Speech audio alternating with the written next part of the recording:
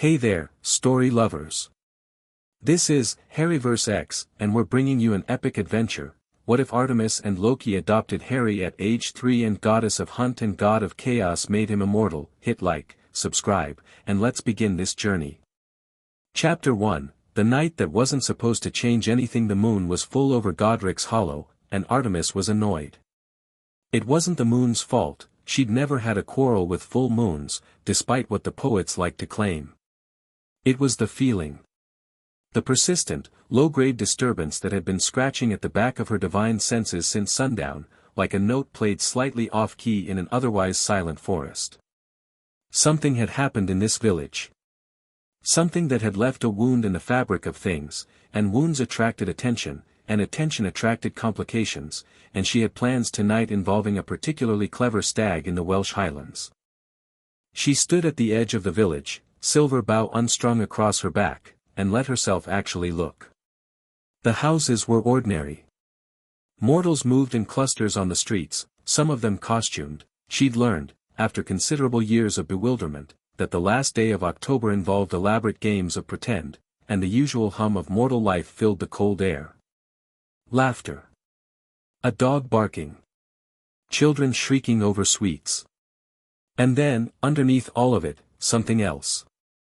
Magic. Violent, discharged magic, the kind that left a smell like ozone and burning in grief. It was coming from the far end of the lane, where the street grew quieter and the houses more spread out, and where a single structure stood partially destroyed, one wall caved inward as if something enormous had decided to exit through it. Artemis moved through the village without being seen, which was easy enough for a goddess, and turned onto the lane. She smelled the death first. One person. Adult male. Then, overlaid on it, something she hadn't expected, the particular bright thread magic of a very young child, burning steady and fierce even under all the smoke and destruction, and, stranger still, the faint, impossible residue of something that had tried to unmake itself. She stopped at the gate. The house was a wreck. Half the upper floor was simply gone, open to the cold November sky, and the lower level had taken structural damage that made her question how it was still standing. There was a broken crib visible through an upper window that no longer had a wall to contain it, just hanging there against the exposed beams, dangling slightly in the wind. "You felt it too," said a voice from directly behind her. She didn't startle, she was a goddess, startling was beneath her, but she did turn with a level of controlled violence that communicated clearly how she felt about someone approaching her from behind in the dark. Loki smiled at her from 6 feet away, looking exactly as he always did, which was to say he looked like whatever he'd decided to look like today, lean, dark-haired, wearing something that fit too well for the era and holding a green apple he was turning over in his fingers like he was considering buying it. "You followed me," Artemis said. "I was already here," Loki replied pleasantly. "I felt the discharge an hour ago. What is it about this part of the mortal world that keeps producing events?" He glanced at the ruined house with professional interest. "Someone died in there. 2 people. One recently, one," she paused. "The woman's been gone for maybe an hour. The man less. And the third one?" She looked at him. "Don't look at me like that, I can count the life threads. There are 2 dead and 1 very much alive, and given the size of the thread it's quite small, and I'd put currency on it being up there." He tilted his head at the open, crib-shaped hole in the upper floor. Artemis turned back to the house. The gate was unlatched, and pushed open easily, and she was through it before she'd consciously decided to move, which should have told her something. The lower floor was debris and damage, furniture overturned, a kitchen that was mostly intact but covered in plaster dust, a child's shoe in the hallway that she stepped around without looking at it directly. The stairs still held, though they groaned. She took them quickly. The upper hallway had a door blown inward. She went through it. The room had been a nursery. She could tell by the wreckage of it, pastel paint, the remains of something that had been a mobile of moons and stars until it was blown apart, a rocking chair thrown against the far wall. The crib was where she'd seen it from outside, hanging over the open air because the wall it had stood against was just gone. The baby had somehow not fallen out of it, He was sitting up against the remaining side rail, wrapped in a blanket that was singed at one corner, with a bruise on his forehead and a cut, no, not a cut. Worse than that. A wound in the shape of a lightning bolt, and it was still bleeding, faintly, sluggishly, the way wounds did when the body was too shocked to produce a proper response. He looked at her. She had been looked at by many things in her long existence. Gods, monsters, heroes, hunted creatures with intelligent eyes. She had been looked at with fear and with worship and with calculation. She was not accustomed to being looked at by a child of barely 3 years who regarded her from his ruined crib with enormous green eyes that were completely, utterly calm. The child studied her for a moment. Then he looked past her, at the doorway. "Green," he said. His voice was very small and very clear. Artemis turned. Loki was in the doorway, having apparently followed her up. She would address that, and the child was pointing at him with one unsteady finger, apparently having identified him by the color of his apple, which he'd somehow still kept hold of. "He's not wrong," Loki said, looking at the apple. He stepped into the room, careful over the rubble, and crouched down to the level of the crib. The child watched him come with that same uncanny steadiness. "Hello. Loki." A pause. "Hello." With considerable effort and seriousness. Loki's eyebrows rose. "Well." He looked up at Artemis. "He said my name." He mimicked a sound. "He's 3. He said it correctly." Loki looked back at the child. "Can you say that again?" "Loki." The child seemed to find this satisfying and went back to studying the apple with the same focused attention he'd given everything else. Artemis crossed to the crib. Up close, the wound on his forehead was even more alarming. It had a depth to it that didn't make sense for its size, and the magic around it was layered and strange, like a palimpsest of things written over things written over things. She reached out and touched the edge of it without quite meaning to, and the child turned his green eyes to her hand without pulling away. "What happened to you?" she said, which wasn't really a question. "Dark magic," Loki said from behind her. He'd straightened and was walking the perimeter of the room, trailing his fingers along what remained of the walls, reading the residue. Significant dark magic, specifically the attempted killing variety, which, interesting, evidently didn't work. He paused at a scorch mark on the floor. Whatever was cast at him rebounded.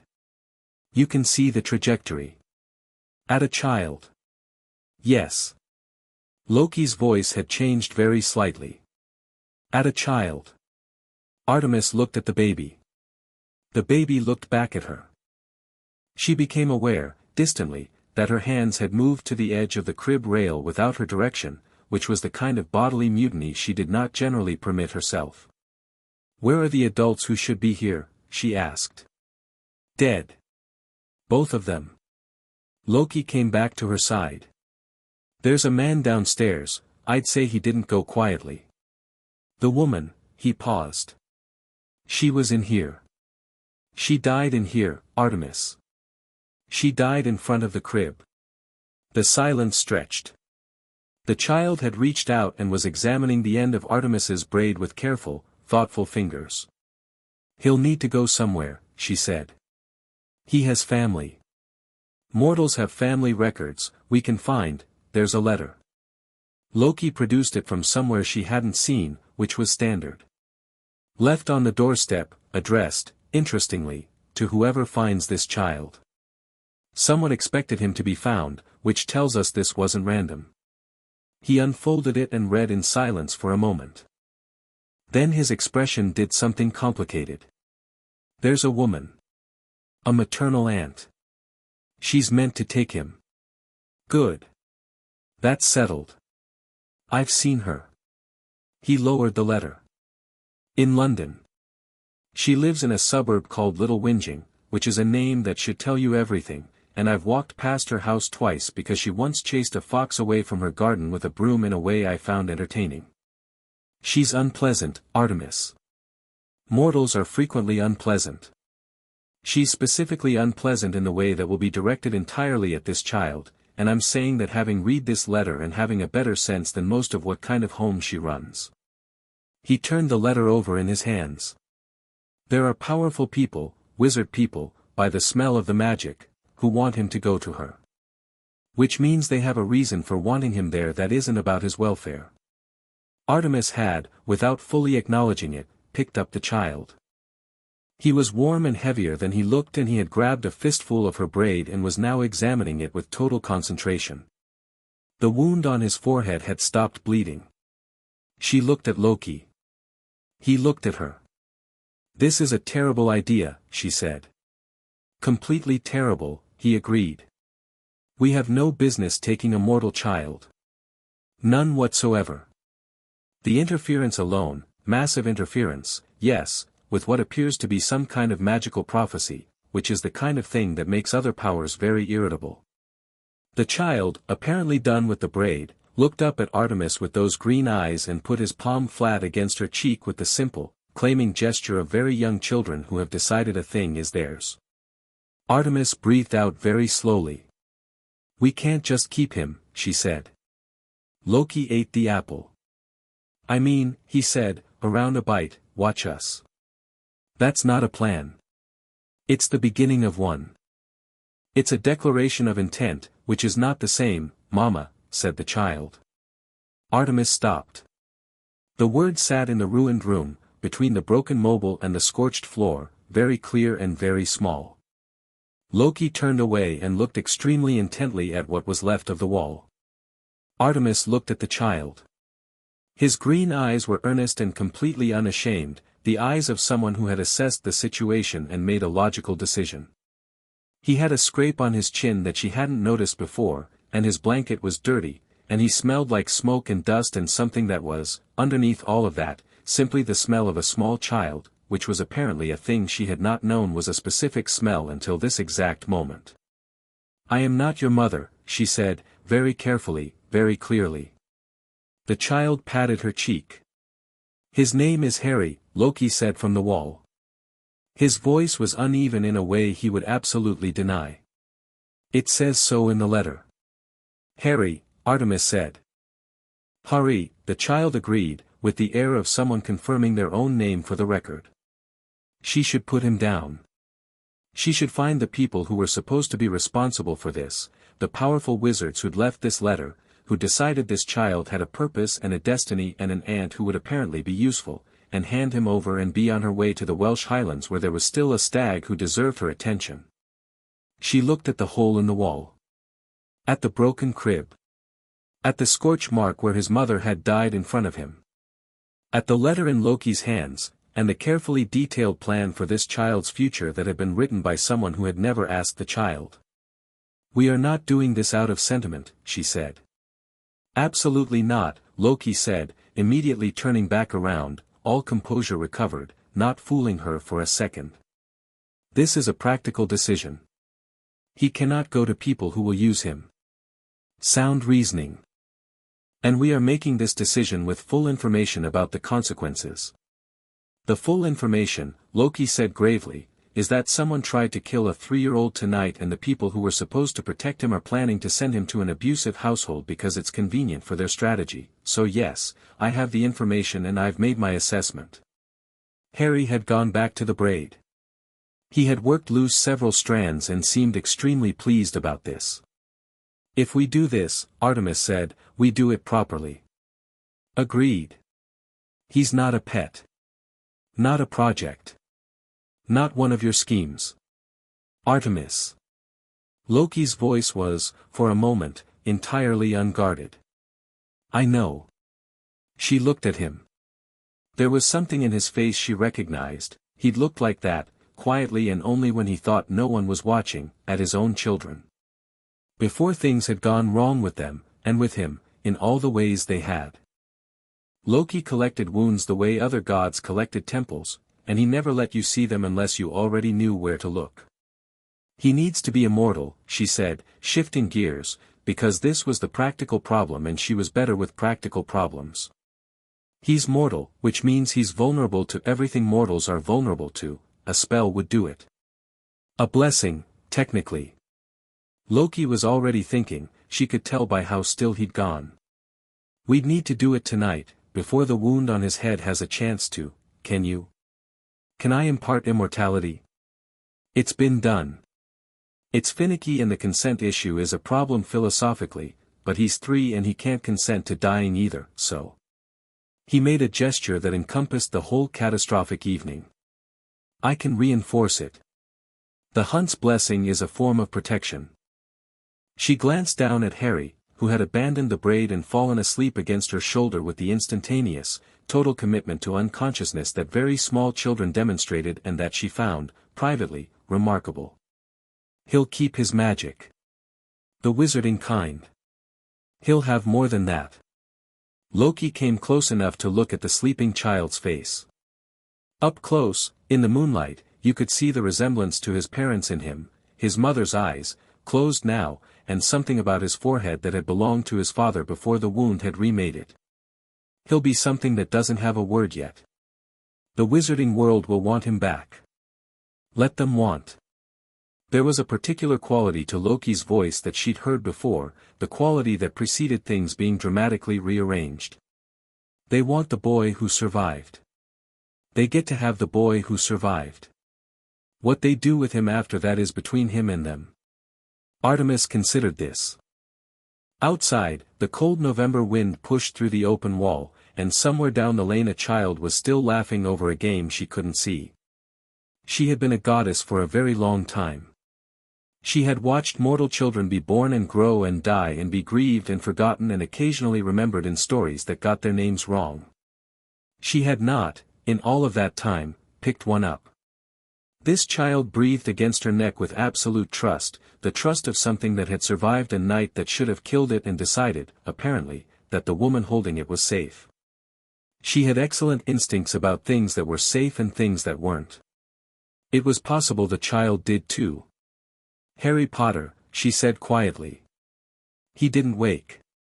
His fingers had curled in sleep around a piece of her braid that he'd kept hold of even unconscious.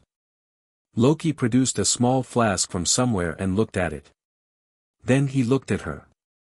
"Artemis. Don't be dramatic about it." "I'm going to be extremely dramatic about it, it's part of my process." "Loki." "Right." He unstoppered the flask. "On the mark, then." What happened next was not the kind of thing that could be fully described in mortal terms, it was the way certain pieces of music can't be transcribed, the way certain colors don't translate. Loki's hands moved in a pattern that had nothing to do with the way mortals moved their hands, and the air in the ruined nursery tightened and then released, and Artemis felt the moonlight gather itself and lean in, as if paying attention, and she added her own piece of it, not a separate action but a harmony. Because she would not be described as collaborating with Loki under normal circumstances, but these were not normal circumstances and the child between them was the rarest of rare things. Something worth bending a rule for. The scar on Harry's forehead went still. He sighed in his sleep and turned his face further into Artemis's neck. The night went back to being just a night. Loki let out a breath that was longer than he usually let himself breathe, and leaned against the half-wall with his arms crossed and his head tipped back, looking at the stars through the gap where the ceiling had been. "Well," he said. "Well," she agreed. "That's done, then." "Yes." He looked at the sleeping child.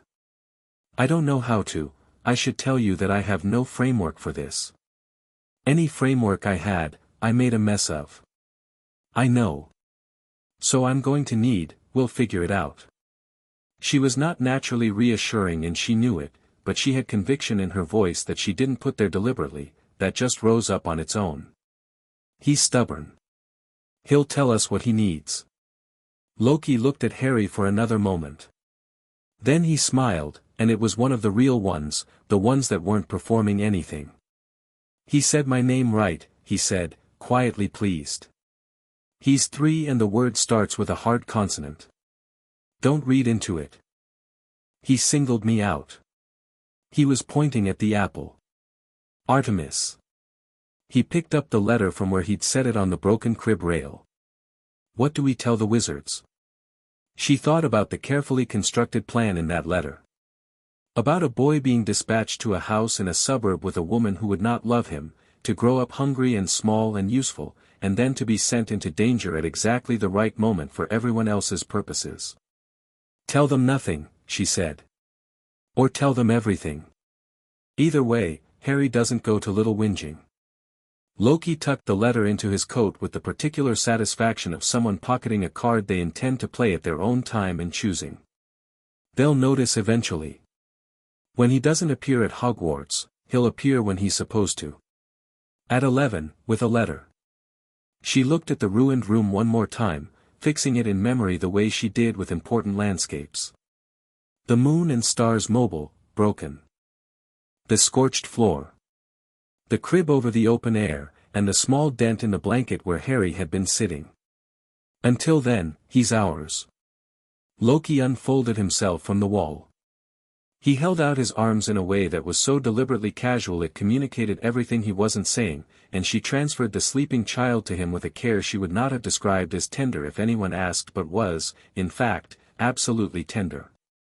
Loki held Harry Potter against his shoulder and looked down at the small sleeping face for a moment before tucking the child's head under his chin. "Where are we going?" he asked. She had already moved to what was left of the window, looking out at the dark lane, the village, the full moon riding high over Godric's Hollow. "Somewhere with trees," she said. "Obviously. And somewhere that doesn't have," she gestured at the house. "This kind of energy.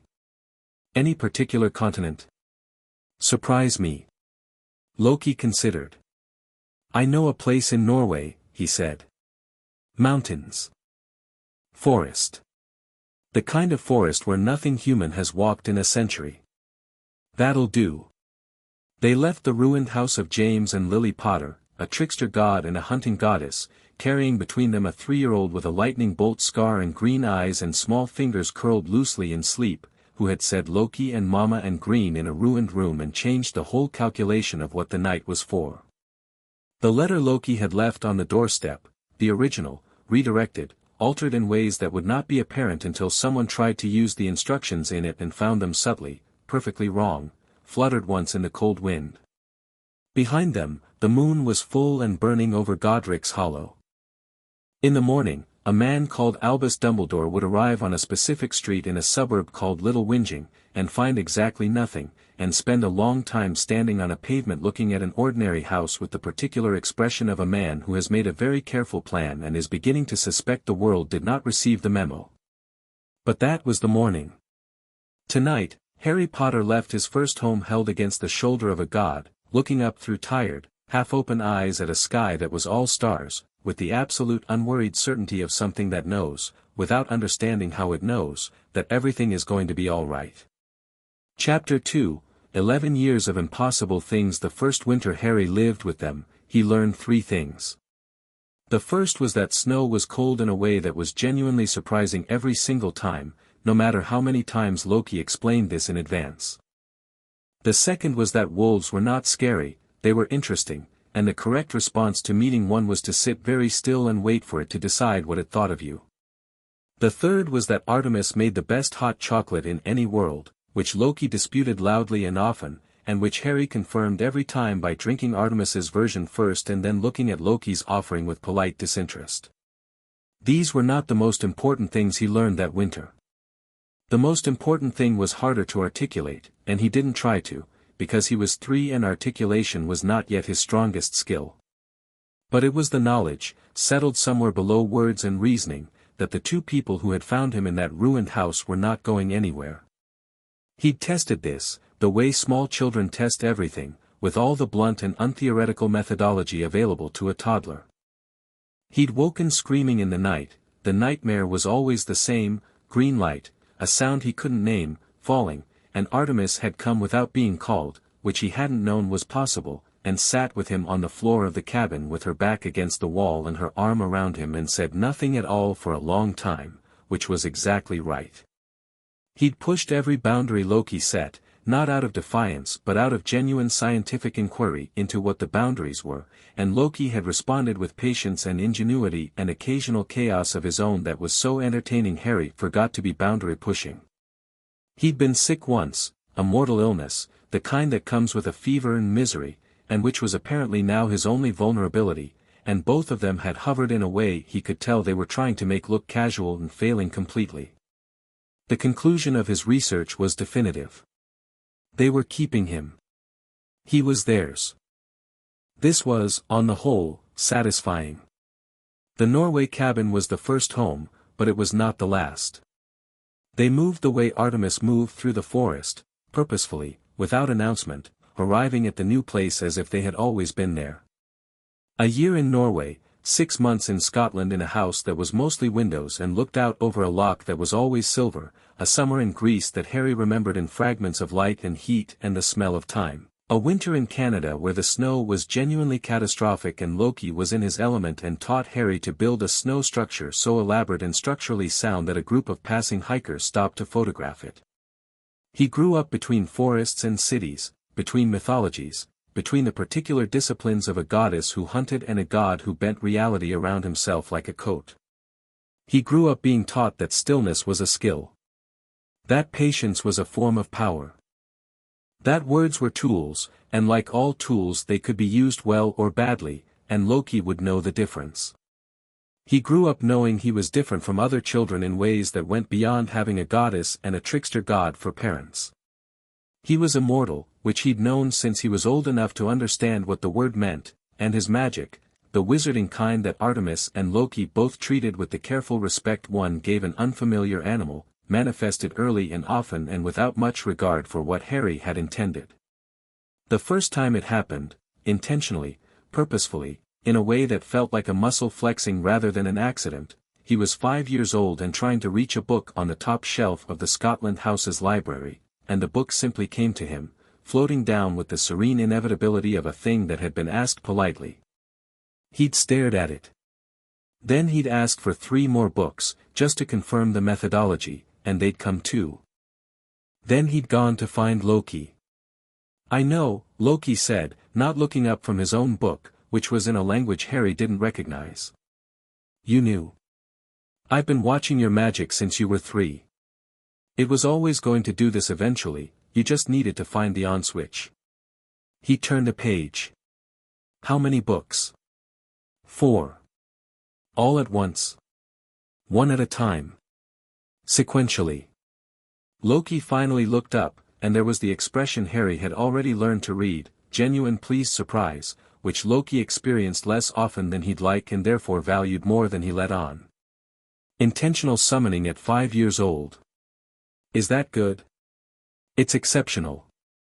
He said it the same way he said everything, matter-of-factly, no theater, and Harry understood that this was the most reliable form of the compliment, the one Loki didn't dress up.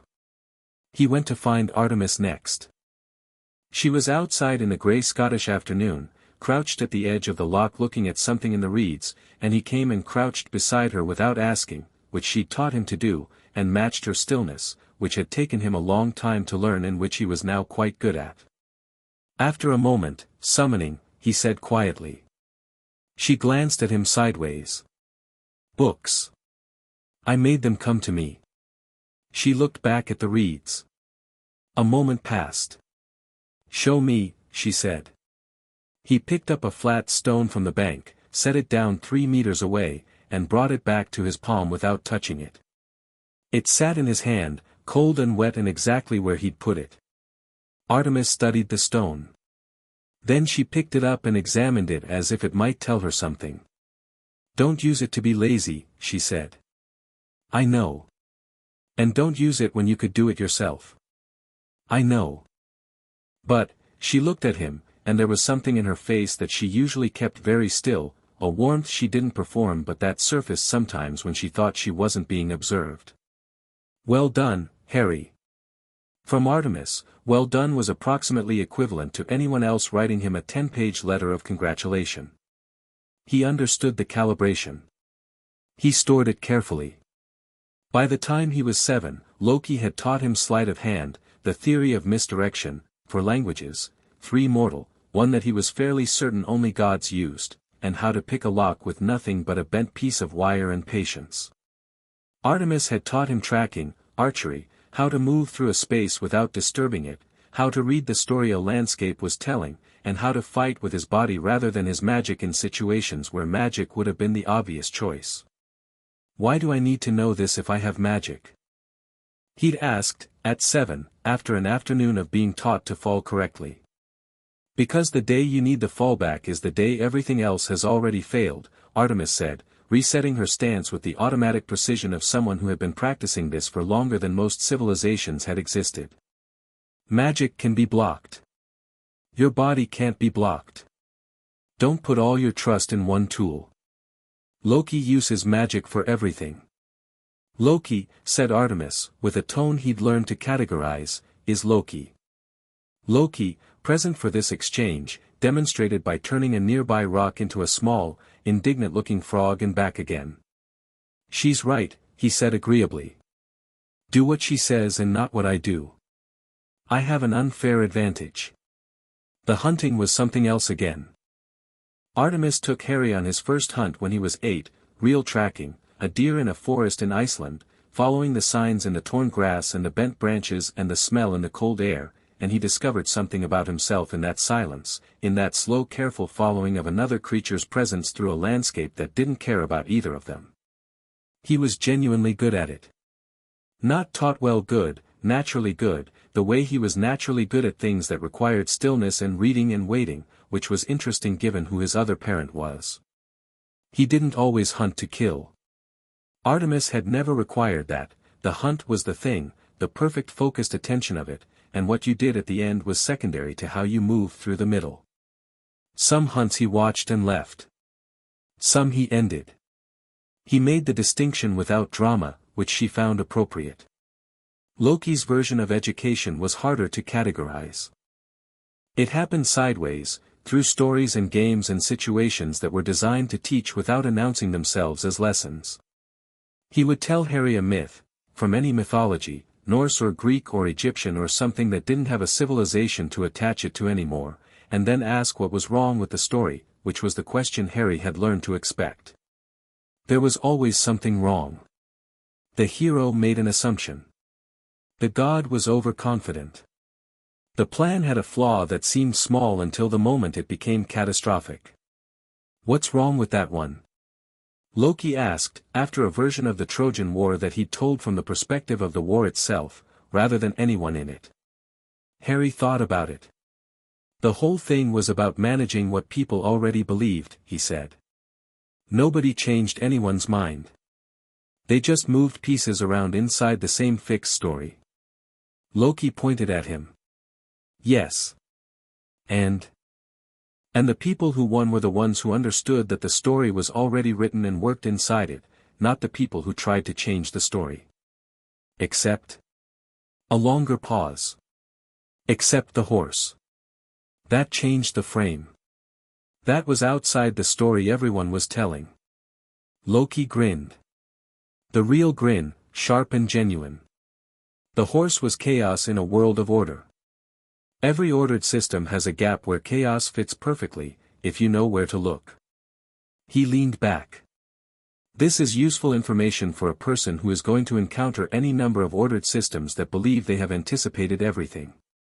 Harry was 9 years old and he filed this away with the quiet precision Artemis had taught him and the careful attention Loki had modeled. Are you talking about Hogwarts? He asked. Loki's expression shifted into something that was technically a surprised look but wasn't. What do you know about Hogwarts? You left a letter on the table in the Grease house and I read it before you knew I was there. A pause. Then Loki laughed, genuine, undefended laughter, the kind that happened when Harry did something Loki would have done himself. How long have you known? Since I was 7. I didn't ask because you didn't tell me, so I figured you had a reason. I did. What was it? Loki's expression got more serious, but not in the way that meant bad news, in the way that meant he was going to be honest, which he reserved for important things. I wanted you to be yourself first. Before the wizarding world got to tell you who you were supposed to be. Harry sat with this. Outside the window, they were in Edinburgh now, a flat above a bookshop that Loki had claimed by means Harry had decided not to ask about. The October rain was coming down in grey sheets. They have a plan for me, Harry said. It wasn't a question. They have several. Some of them overlap in ways that are not entirely in your interest. Is Voldemort actually dead? Loki tilted his head. What do you think? I think that if someone with that kind of power had actually died, there would be, I don't know, a different feel to it. When something is completely gone, there's a quality to the absence. He paused. He doesn't feel completely gone. No, Loki agreed. He doesn't. But he's not currently a problem. Currently. So I have time. 2 years, Loki said. Then the letter comes, and Hogwarts, and everything the wizarding world has been saving up to say to you since the night you survived. Harry looked at the rain. He was 9 years old and immortal and had been raised by a goddess and a trickster god and had magic that responded to his will with the enthusiasm of something that had been waiting for him specifically. He was not afraid of Hogwarts or prophecies or the residual not death of a dark wizard. He was, if he was honest, a bit curious. What should I expect? He asked. Loki leaned forward with his elbows on the table and the expression of a man who has been waiting for this question for 6 years. Let me tell you about Wizarding Britain, he said. Which is a society that has been operating on roughly the same assumptions for 300 years and believes itself to be sophisticated. It has factions. It has a class system based on blood and family. It has a school which is, actually, excellent. Artemis will grant that, even if she won't say it out loud, and it has, at the top of everything, a man named Albus Dumbledore who is the most intelligent person in that world and who has been running a very long game around you specifically. You know him? I know of him. I've read him the way you'd read a landscape. Loki paused. He is not a villain. That's important. He genuinely wants what's best for the world, and he's genuinely brilliant, and he has spent 40 years making hard choices in service of something real. A beat. He also decided, at some point, that the necessity of the outcome justified the cost of the method. And the method involves you. What does he want from me? To be a weapon, Loki said. A willing one. A heroic one. He didn't plan it coldly. I think he genuinely loves the idea of you, the symbol of you, the child who survived. But he planned around a version of you that had grown up small and hungry and grateful for belonging, and he's going to have to revise. Harry thought about this. Is he dangerous? To someone else, in your situation? Yes, absolutely. To you? Loki considered. That depends on how you play it. How would you play it? Loki smiled. I'd play it straight. No misdirection, no games. Walk in as exactly what you are and let the dissonance do the work. He leaned back. Dumbledore's whole strategy is built on narrative. The orphan boy, the chosen one, the prophecy. The moment the person in that story isn't the orphan boy, doesn't need saving, doesn't need guidance, isn't afraid, the narrative loses its grip. And then you're just two people talking honestly, which is what should have happened the night they decided your future without you. Harry nodded slowly. He picked up the cup of tea he'd been holding and found it had gone cold, and warmed it with a small, precise application of magic without looking at his hand. He'd been doing that since he was 7 and it still pleased him slightly every time. What about Voldemort, he said. Eventually. Eventually is a big word. But eventually. Loki's face shifted into something older and more serious than the usual register. The prophecy says it has to be you. I have a complicated relationship with prophecy. The understatement was so vast Harry felt it physically. But in this case I think the prophecy is less a directive and more an observation. The magic that tied the two of you together that night, it's a real thing. It has weight. At some point, that weight comes due. He looked at Harry steadily. But how it comes due, and what kind of person you are when it does, that's not written. I'm not afraid of him, Harry said. I know. I just want to be clear. I know that too. Because I feel like sometimes when adults talk about him there's an expectation that I should be, Harry. Loki's voice was flat and certain. You were raised by the goddess of the hunt and me. If Voldemort walked through that door right now, he glanced at the door with the evaluating look of a man who'd walked into worse. He would have a genuinely bad time. Harry looked at the door too. Then he smiled, and it was a smile that had Loki's sharpness in it and Artemis's stillness behind it, which was a combination that should have come with some kind of warning attached. Okay, he said. Tell me everything else. The year he was 10 was the year Artemis taught him to use a bow. He'd been around bows his whole life, they were as natural to the landscape of his childhood as trees and moonlight, but there was a difference between being around a thing and being taught it by the person for whom it was the defining act. Artemis teaching Harry to shoot was not gentle. She had no patience for form that wasn't precise, no tolerance for excuses, and no instinct to soften the feedback when he was wrong. She was also, he noticed, more present for these lessons than for almost anything else. When she taught him to track she was patient and methodical. When she taught him to fight she was efficient and technical. When she put a bow in his hand she watched him with her full attention in a way she didn't deploy lightly. He was clumsy with it at first. His summoning magic wanted to compensate for errors in form rather than correct them, and Artemis caught this immediately. You're using magic to fix what your body is doing wrong, she said, adjusting his elbow with 2 fingers. Don't. Why not? It works. Show me. He drew back, let the magic compensate for the slight misalignment in his grip, and the arrow hit the center of the target with clean precision. Now without it, she said. He drew without the magic correction. The arrow hit slightly left of center. Now what's the difference, she asked. He thought. With the magic it works for that one shot. Without it I can see exactly what I'm doing wrong, which means I can fix it. Yes. She stepped back. Magic is not a crutch. In 10 years you can hit that target correctly with your eyes closed and one hand tied and a foot of snow on the ground and without magic. But only if you learn to do it right first. She looked at the target. Again.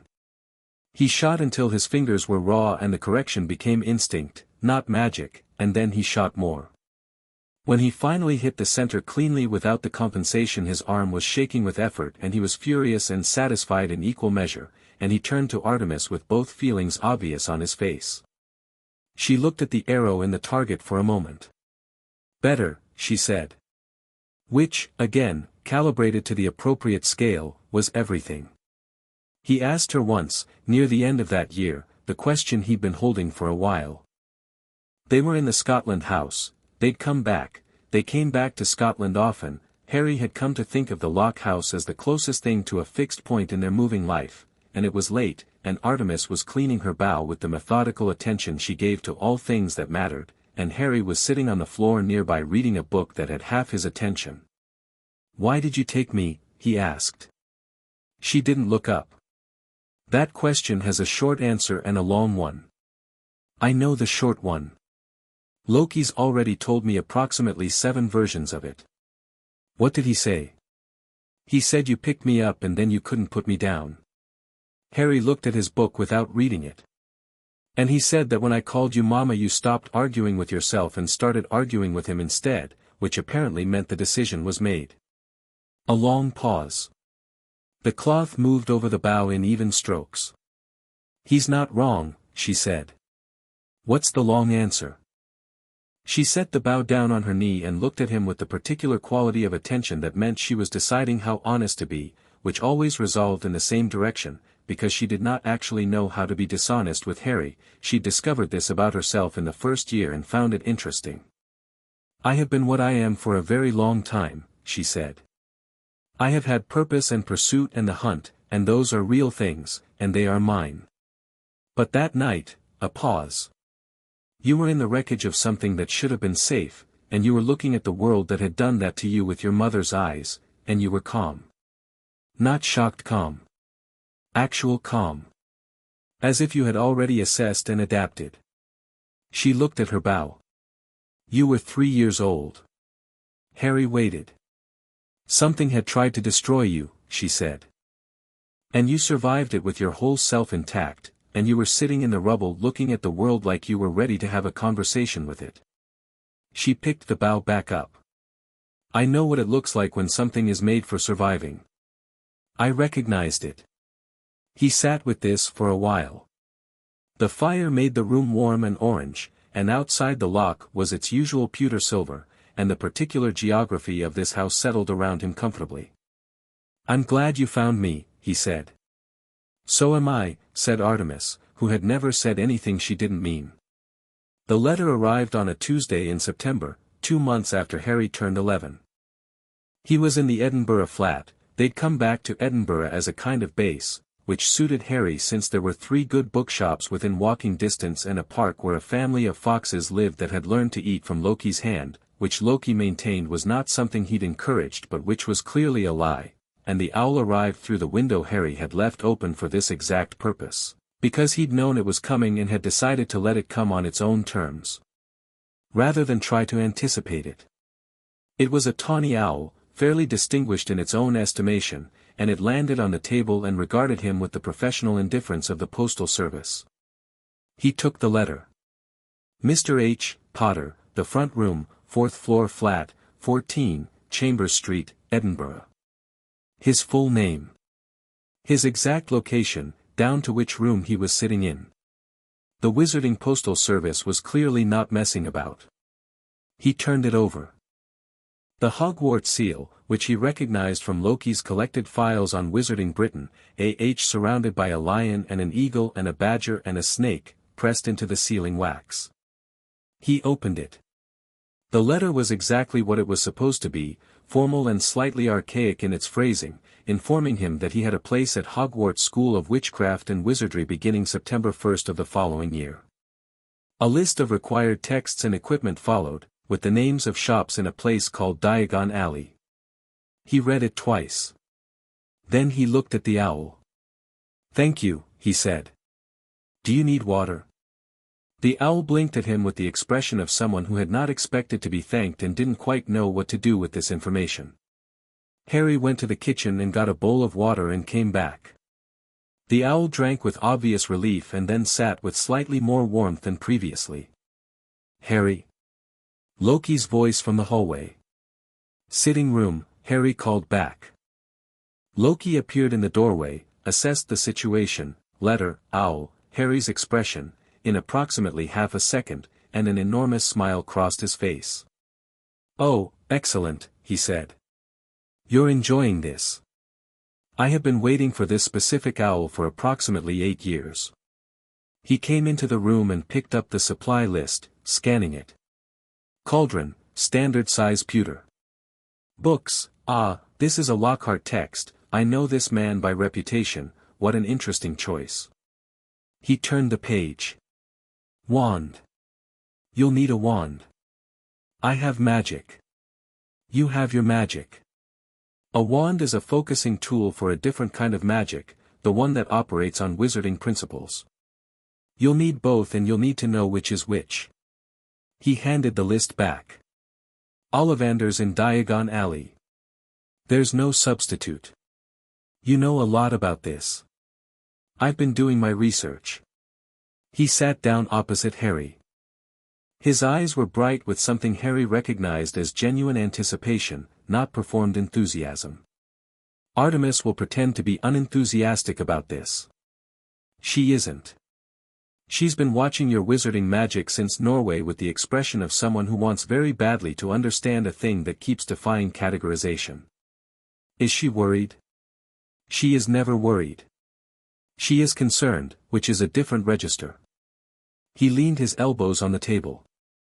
She's going to want to come to Diagon Alley, which will be interesting, and she's going to want to inspect Hogwarts before you set foot in it, which will be more interesting.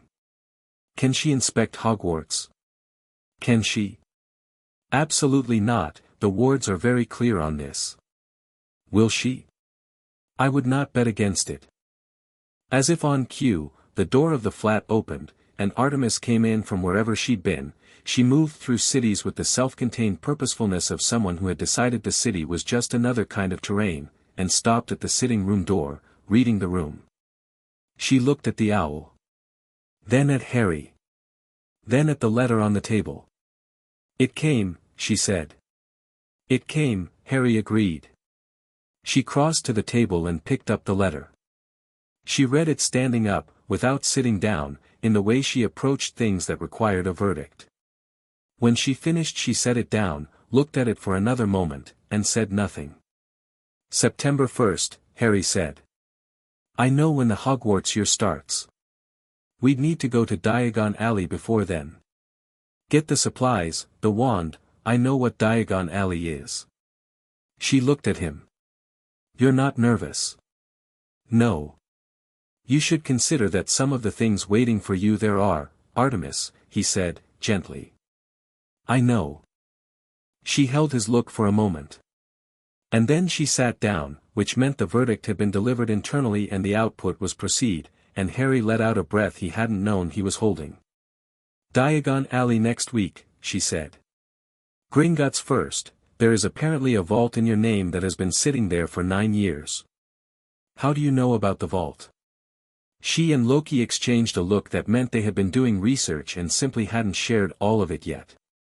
"There's quite a lot about the wizarding world we know," Loki said, with great dignity. "Which will be useful when you go in. Are you going to tell me all of it or let me figure it out?" "We'll tell you what you need to know. The rest you'll figure out, because that's how you are." Loki glanced at Artemis. "Should we tell him about the Philosopher's Stone?" "Not yet." "About Quirinus Quirrell?" "Definitely not yet." "What about Loki?" "I'm just cataloging what we know, we tell him what he needs for Diagon Alley," Artemis said, with the tone that ended cataloging. "The rest comes as it comes." The owl, having finished its water and apparently found the company satisfactory, hooted once and flew back out the window into the Edinburgh morning. Harry sat with the Hogwarts letter on the table in front of him, in a city that smelled of rain and stone, in a flat above a bookshop, between a goddess and a trickster god who were trying to manage their anxiety about his future in their respective and entirely opposite ways. He was 11 years old. He was immortal. He had magic that came when he called it and a bow arm that was, finally, getting consistently clean and a mind that had been sharpened on tracking and languages and the theory of misdirection and the way every ordered system had a gap where chaos fit perfectly. Somewhere out there, a world was waiting for him with a plan. A narrative. A role already written and a stage already set. He picked up the letter and read it one more time, not because he needed to but because it was a message from the world, and Artemis had taught him to read every message the world sent, even the ones it thought were simple. "Dear Mr. Potter, we are pleased to inform you that you have a place at Hogwarts School of Witchcraft and Wizardry." Pleased. As if they were doing him a favor. He set the letter down and smiled, and the smile had the quality that Loki recognized immediately and Artemis chose to say nothing about, the quality that meant Harry Potter had already started thinking, and the thinking had a direction and a destination, and both were entirely his own. "Okay," he said. "Tell me what I need to know about Gringotts." Chapter 3, Platform 9 3/4, and other terrible ideas. Diagon Alley was loud. That was the first thing Harry noticed when they stepped through the leaky cauldron, the noise of it, layered and bright, vendors calling prices and children arguing over broomstick models in a shop window and owls complaining about the heat and somewhere further up the alley the clang of a cauldron being dropped on a stone floor. It smelled like candle wax and something herbal and animal and old, and it moved with the particular energy of a place that had been exactly this way for a very long time and intended to remain so. Harry stood at the entrance to the alley and took it in. Loki appeared at his shoulder. "Well," he said. "It's alive," Harry said. "I expected it to feel more contained. Like a museum." "No museum smells like that," Loki noted, which was fair. "Gringotts first," Artemis said. They found Artemis already 3 steps ahead of them, because she moved through unfamiliar terrain by instinct and the instinct was always forward. She had made exactly 0 concessions to blending in, silver bow across her back, hunting clothes, the quality of stillness she carried that made crowds unconsciously part for her without knowing they were doing it. She was getting looks. She wasn't acknowledging the looks, which was its own kind of intimidating. Harry fell into step beside her. He was wearing what Loki had described as an outfit that communicates nothing useful to anyone, which was to say ordinary clothes, clean and well-fitted, nothing that announced itself. He'd left the Hogwarts letter in his jacket pocket. His wand, he'd get the wand after Gringotts, was not yet his problem. "You're drawing attention," he told Artemis. "I'm not doing anything," she said. "You exist very loudly." She glanced at him sideways. Loki, 2 steps back, made a sound that was not quite a laugh. Gringotts sat at the end of the alley like something that had been there before the alley and would be there after it, white marble and columns and doors that looked like they opened on geological time rather than human request. The goblin at the entrance gave them a look that was, Harry recognized, an assessment rather than a greeting. He met it directly. "We're here for vault access," Harry said. "Potter Vault." The goblin's eyes moved to him, then to Artemis, then to Loki, with the calm efficiency of a creature that had processed a great many unusual visitors and classified them quickly. Whatever the classification was, it resulted in being shown inside. The interior was more impressive than the exterior, which was saying something. Harry looked at the vaulted ceilings, the goblins moving between stations with papers and ledgers and the occasional small, angry bird, the chandeliers that gave off a light that seemed to come from nowhere and go everywhere. "Mr. Potter," said the goblin at the central counter. "We've been expecting you." "Have you?" Harry said pleasantly. "A beat. Your vault has been inactive for 9 years. I know. And you're accompanied by," the goblin looked at Artemis and Loki again. This look took slightly longer. "Family," Harry said. Another beat, slightly longer this time. Whatever the goblin saw when it looked at Artemis and Loki apparently provided enough information to make extended questioning seem inadvisable. "Very well," it said. "Key, please." The key had been Loki's contribution to the morning. He'd produced it from a coat pocket with the expression of a man doing nothing in particular, and Harry had accepted it with the expression of someone who had long since stopped asking about Loki's acquisition methods for things. The vault cart ride was, by any reasonable measure, magnificent. It descended at speeds that made the air loud and the walls blur and Harry's stomach do something interesting, and he watched the flickering torchlight and the rushing dark with complete enjoyment. The goblin driving it glanced back at him once. "Most young visitors scream," the goblin said. "I was raised by 2 people who consider this kind of thing relaxing," Harry said. The vault was full of gold in a quantity that was, frankly, startling. He'd known there was money. Loki had explained the concept of wizarding money with the educational enthusiasm he brought to topics he found anthropologically interesting, but the scale of it was different in person. He looked at the stacks of galleons with a feeling that was closer to thoughtfulness than excitement. The gold was real and present and belonged to his parents, dead people he had never known except as the facts of them, their names, their faces in the single photograph Loki had found and framed without commentary and put on the mantelpiece of the Scotland house, his father's height and his mother's eyes. He took what he needed. He looked at the vault for one more moment before the door swung shut. "Okay," he said. Loki didn't ask. Artemis touched his shoulder once, brief and certain. They took the cart back up. Madame Malkin's was straightforward. The woman doing the measuring talked at him about Hogwarts and the new school year with the automatic patter of someone who measured students every August, and Harry let the words flow past him like water and answered questions when they required answers and was done in 15 minutes. The robes were plain and he asked for nothing elaborate, and Madame Malkin seemed faintly surprised by this in a way that suggested she'd been expecting something different. "Hogwarts robes for a Potter," she said, as if confirming something to herself. "Yes," Harry said. She looked at him with the first genuine look she'd given him, rather than the professional one. "You look like your mother," she said, and then seemed surprised she'd said it. "Thank you," Harry said, and meant it in a way he couldn't fully explain. The bookshop was Loki's favorite stop, which was evident from the way he moved through it, not browsing, hunting, with the focused intent of someone who knew exactly what they were looking for and had a secondary list running in parallel. He reappeared at Harry's side with 6 texts that were not on the required list and left them out of the basket for Harry to choose about, which was the method he'd used since Harry was old enough to be left in bookshops, present without prescribing. Harry put 4 of them in the basket. Loki nodded once. Flourish and Blots had a stack of Gilderoy Lockhart books in the window that Loki had strong feelings about, which he expressed by picking up the top one, reading the back cover, and then putting it down with an expression that conveyed an entire editorial review in a single look. Harry picked up the same book, read the first page, and put it back. "He's a fraud," Harry said.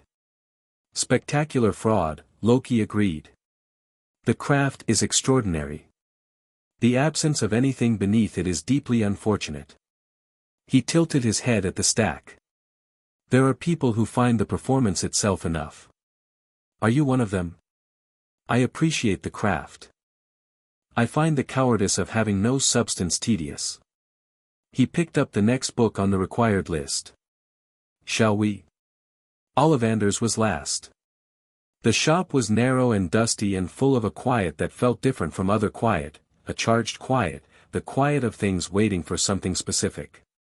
Thousands of small boxes stacked to the ceiling, and behind the counter an old man who appeared from somewhere Harry hadn't been watching, which was the first thing that made him take genuine notice. "Ah," said Garrick Ollivander, and his pale eyes found Harry's immediately and held them. "Mr. Potter. I wondered when you'd come." "You knew I was coming." "I know when every wand's proper owner is coming," Ollivander said. His voice had a particular quality, like something recited from memory and yet entirely sincere. "I sold your father his wand. Mahogany, 11 inches, pliable. Good for transfiguration." He moved along the counter without quite looking like he was walking, more like he was flowing. "And your mother?" "Willow, 10¼ inches, swishy. Excellent for charms work." He stopped and looked at Harry directly. "I remember every wand I've ever sold, Mr. Potter. Every single one." He said nothing about the scar. Harry noticed this and appreciated it. "Let's see." Ollivander began pulling boxes from shelves with the unhurried certainty of someone whose process could not be rushed. "Which is your wand hand?" The next 30 minutes were the most interesting 30 minutes Harry had spent in a shop. The wands were, he could feel them, each one a slightly different frequency against his palm, some closer to matching than others, some so far off they were almost funny. He was aware of Artemis in the doorway behind him, reading everything with her usual comprehensive attention, and Loki leaning against the doorframe of the shop with his arms crossed and the expression of someone watching a very good performance. The 11th wand was holly. 11 inches. A phoenix feather core. When Ollivander handed him the box and Harry took the wand from it, the quiet in the shop shifted. Not the charged waiting quiet but something that resolved itself, a note finding its chord, and warmth rushed from his hand through his arm to his chest, and outside the dusty window the air moved in a way that hadn't been moving before. "Oh," said Ollivander softly. "Yes." Harry looked at the wand. "Holly and phoenix feather," he said. 11 inches. Reasonably supple.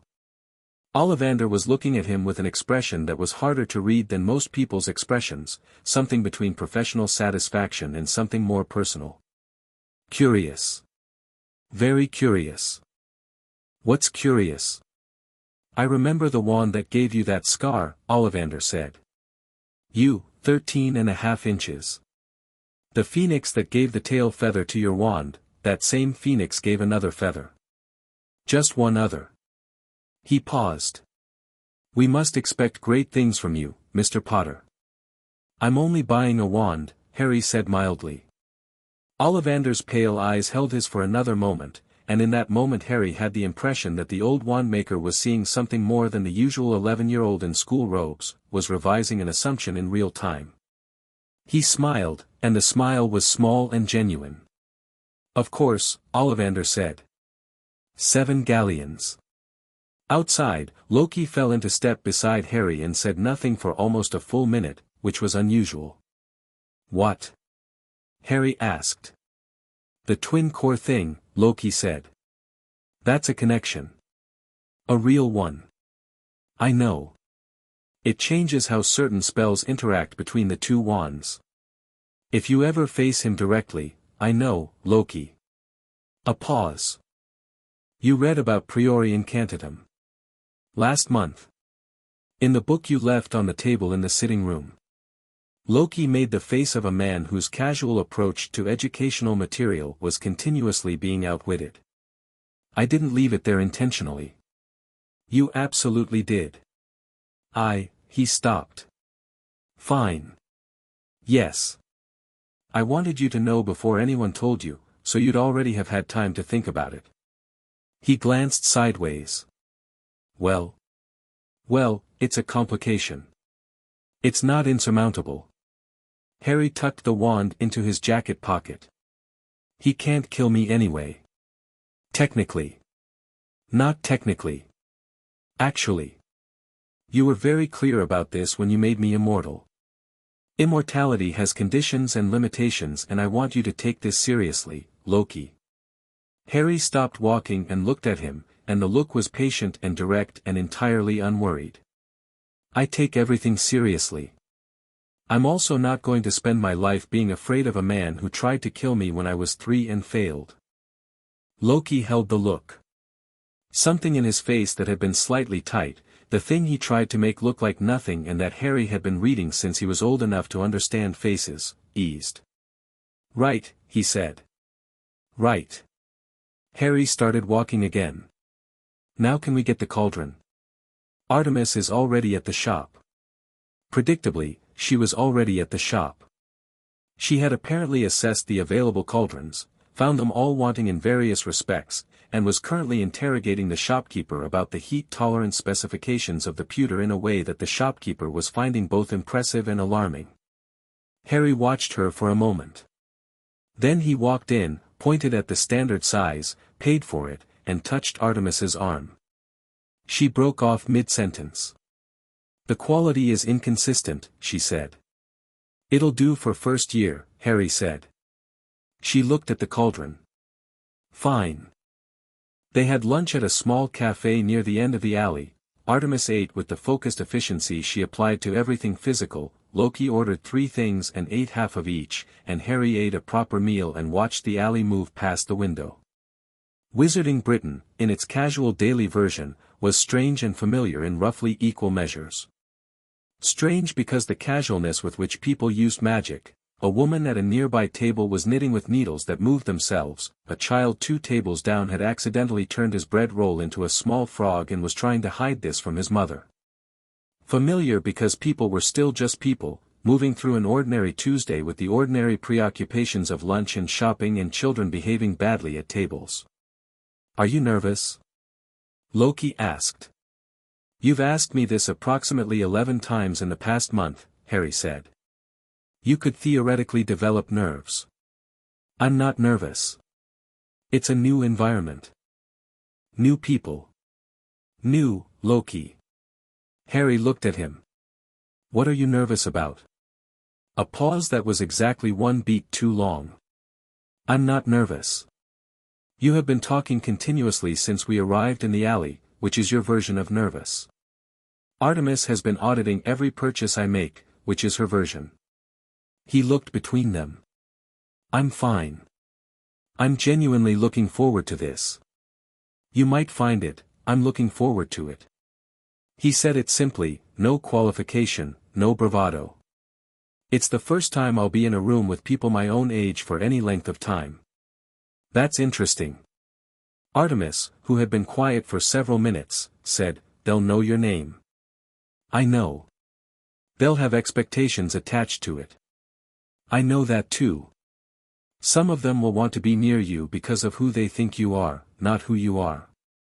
She wasn't looking at him, she was looking at the alley, which was her way of saying the hardest things, sideways, without ceremony.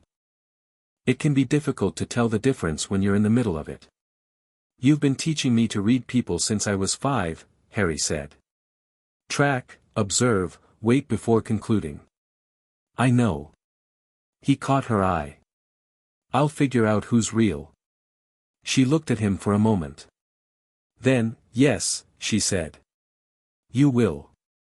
September the 1st arrived the way deadlines did, suddenly immediately, after seeming for weeks to be comfortably distant. Harry had the trunk packed 4 days early, which was Artemis's influence. Loki had added 3 things to it that were not on the required list and which Harry had decided not to examine too closely until he needed them. King's Cross was busy with the specific chaos of a major London station on a Monday morning, and they moved through it with the practiced ease of people who had navigated worse. Harry had been to King's Cross twice before, briefly, and it didn't present any particular challenges. The challenge was, of course, that Platform 9 3/4 was located between Platform 9 and Platform 10 via a barrier that was, to the untrained eye, a solid brick wall. Loki stopped in front of it with an expression of pure appreciation. The audacity, he said softly. A hidden magical platform in the middle of a Muggle train station. Right there. Just, there. Someone told me once, Harry said, that the best place to hide something is in plain sight. I told you that, Loki said. Yes. Artemis looked at the barrier with her head slightly tilted, reading it the way she'd read terrain. The concealment is excellent. Perception filter layered over a physical gateway. The Muggles can't, she stopped. It's well crafted. Harry watched a wizarding family disappear through the barrier ahead of them, a boy about his age, red-haired, with 2 older brothers in tow and a mother who moved with the comfortable efficiency of someone who had done this many times. He clocked them, clocked the father who was waving from behind in the suit of a man who'd had to rush, clocked the way the red-haired boy looked back at the platform with the expression of someone setting off on something familiar. Okay, he said. He turned to face his parents. Loki was looking at him with the expression he reserved for real moments, not the performed ones. Something clear and unguarded, the face under the face. Right, he said. I will. Frequently. More frequently than you deserve, Harry agreed. Loki grabbed him by the back of the neck and pressed his forehead to Harry's once, briefly, the gesture he'd used since Harry was small enough to fit under his arm. Then he stepped back and was composed again, which was the trick he used when he didn't want anyone to see how he felt about a thing. Artemis looked at Harry for a long moment. Her hands came up and she straightened his collar, which did not need straightening, and then she left her hands on his shoulders and held his eyes. If anyone causes you genuine trouble, she said, you handle it yourself first. I know. And then you tell me. In that order. If Dumbledore, she paused. Be honest with him. Give him the opportunity to be honest back before you decide what he is. I will. Trust your instincts. They're good. She held his shoulders for one more second, then let go. Go. He went. The barrier was interesting, a moment of resistance and then no resistance, the physical world briefly not following its own rules, which Harry found philosophically interesting, and then the platform opened up around him in a noise of steam and owls and families and trunks and the great scarlet engine of the Hogwarts Express breathing at the platform like something alive. Harry stood on Platform 9 3/4 for a moment and took it in. The energy was different here, the Diagon Alley energy but concentrated, personal, every family managing the specific intensity of a departure. He could see the red-haired boy from earlier at the far end of the platform, arguing with his brothers about something with the focused investment of someone who has a point to make. An older girl with dark skin and braided hair walking toward the train with the confidence of someone returning to a known place. A blond boy near the entrance with well-dressed parents who were watching the platform with the expressions of people assessing real estate. Harry loaded his trunk onto the train, sorted his compartment with minimal fuss, and sat by the window. He watched the platform. The red-haired boy appeared in the corridor, looking into compartments for a spare seat. Room? The boy asked, appearing in the compartment doorway. Yes, Harry said. He came in and dropped into the seat across from Harry with the boneless ease of someone who has been comfortable on trains since before he can remember. He was tall for his age, or would be, the particular gangly kind of tall that was going somewhere. He had freckles and an open face and the slightly threadbare jumper of someone whose family had a lot of children and not unlimited resources. "Ron Weasley," he said. "Harry Potter." The reaction was the one he'd anticipated: recognition, a blink, a reassessment. Ron's eyes went briefly to his forehead before he caught himself. "Oh," he said. "Right. My mum mentioned, does everyone know?" Harry asked, genuinely curious. "Well. Kind of. I mean. Yeah." Ron had the honesty to be slightly embarrassed. "You're pretty famous." "I find that interesting," Harry said, considering I was 3. Ron seemed to not have thought about it this way before. He turned it over for a moment. "That's fair, actually," he said. Harry relaxed slightly. Ron had passed the first test without knowing there was one. He'd been briefly awed and then moved through it and come out the other side as himself. This was worth something. "First year?" Harry asked. "Yeah. You?" "Obviously." Ron grinned. It was a good grin, unself-conscious. "My brothers say the sorting hat takes about 3 seconds to sort most people. Bill got like 30 seconds. They call it a deliberation." He leaned forward. "I'm going to be Gryffindor. All my family is. Except, well. My mum doesn't talk about it, but there was a cousin who went Slytherin." "Is Slytherin bad?" Ron paused. "Most dark wizards come from Slytherin. That's the thing. Like, Voldemort." He flinched slightly at the name. "You can say it," Harry said. "Yeah. Right." Another pause. Voldemort was Slytherin. So was basically everyone who joined him. It's not that every Slytherin is bad, but the numbers don't look great. Harry considered this. That seems like an issue of culture within a house rather than anything inherent to the sorting criteria. Ron looked at him. "You sound like Hermione Granger." "Who is Hermione Granger?" "Girl 2 compartments down. She knows everything. It's a lot." He said it with the tone of someone finding this characteristic both admirable and exhausting. "She made me practice a spell before we'd even left London." "Did it work?" It did not. The train moved through the countryside and Ron produced food, a packed lunch of sandwiches with the crusts cut slightly unevenly, the kind of lunch made by a mother for a very large family, practical and plentiful and entirely without pretension. He offered half. Harry accepted. They talked about Quidditch, about which Harry knew a reasonable amount from Loki's cultural briefings, and about the castle, about which Ron knew considerably more from older siblings. The compartment door opened. The girl who looked in was compact and precise, with a book tucked under one arm and a faint air of someone who has had a productive morning. She looked at Ron first, then at Harry, and her eyes sharpened slightly in the way of someone recognizing a name they know. "Hermione Granger," she said, not as an introduction but as a confirmation, as if answering a question she'd asked herself. "I know who you are," she added, to Harry. "I've read about you." "What did you read?" Harry asked. She seemed slightly surprised to be asked this directly rather than deflect. "The basic historical account is in modern magical history and the rise and fall of the dark arts. Both are incomplete in different ways." She tilted her head. "The accounts don't agree on several points." "Which points?" "The how of it, mostly. How you survived. How the curse rebounded." She paused. "Do you know how?" "No," Harry said, which was technically true. He knew it had to do with his mother and love magic and ancient protective enchantments, because Loki had explained the theory, but the how of his specific survival was genuinely unclear even to people who studied it. Hermione's eyes lit up slightly, which meant this was a mystery she found interesting. "May I sit?"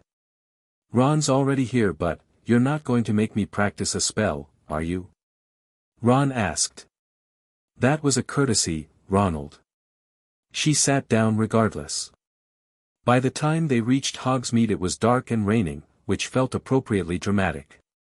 Harry had spent the last 2 hours talking with Ron about Quidditch and family and with Hermione about magical theory. She knew a startling amount of it for someone raised without magic, and had the particular drive of someone who had discovered a world they loved and was determined to master it on sheer effort, and he had the comfortable feeling of having found, with reasonable efficiency, 2 people who were real.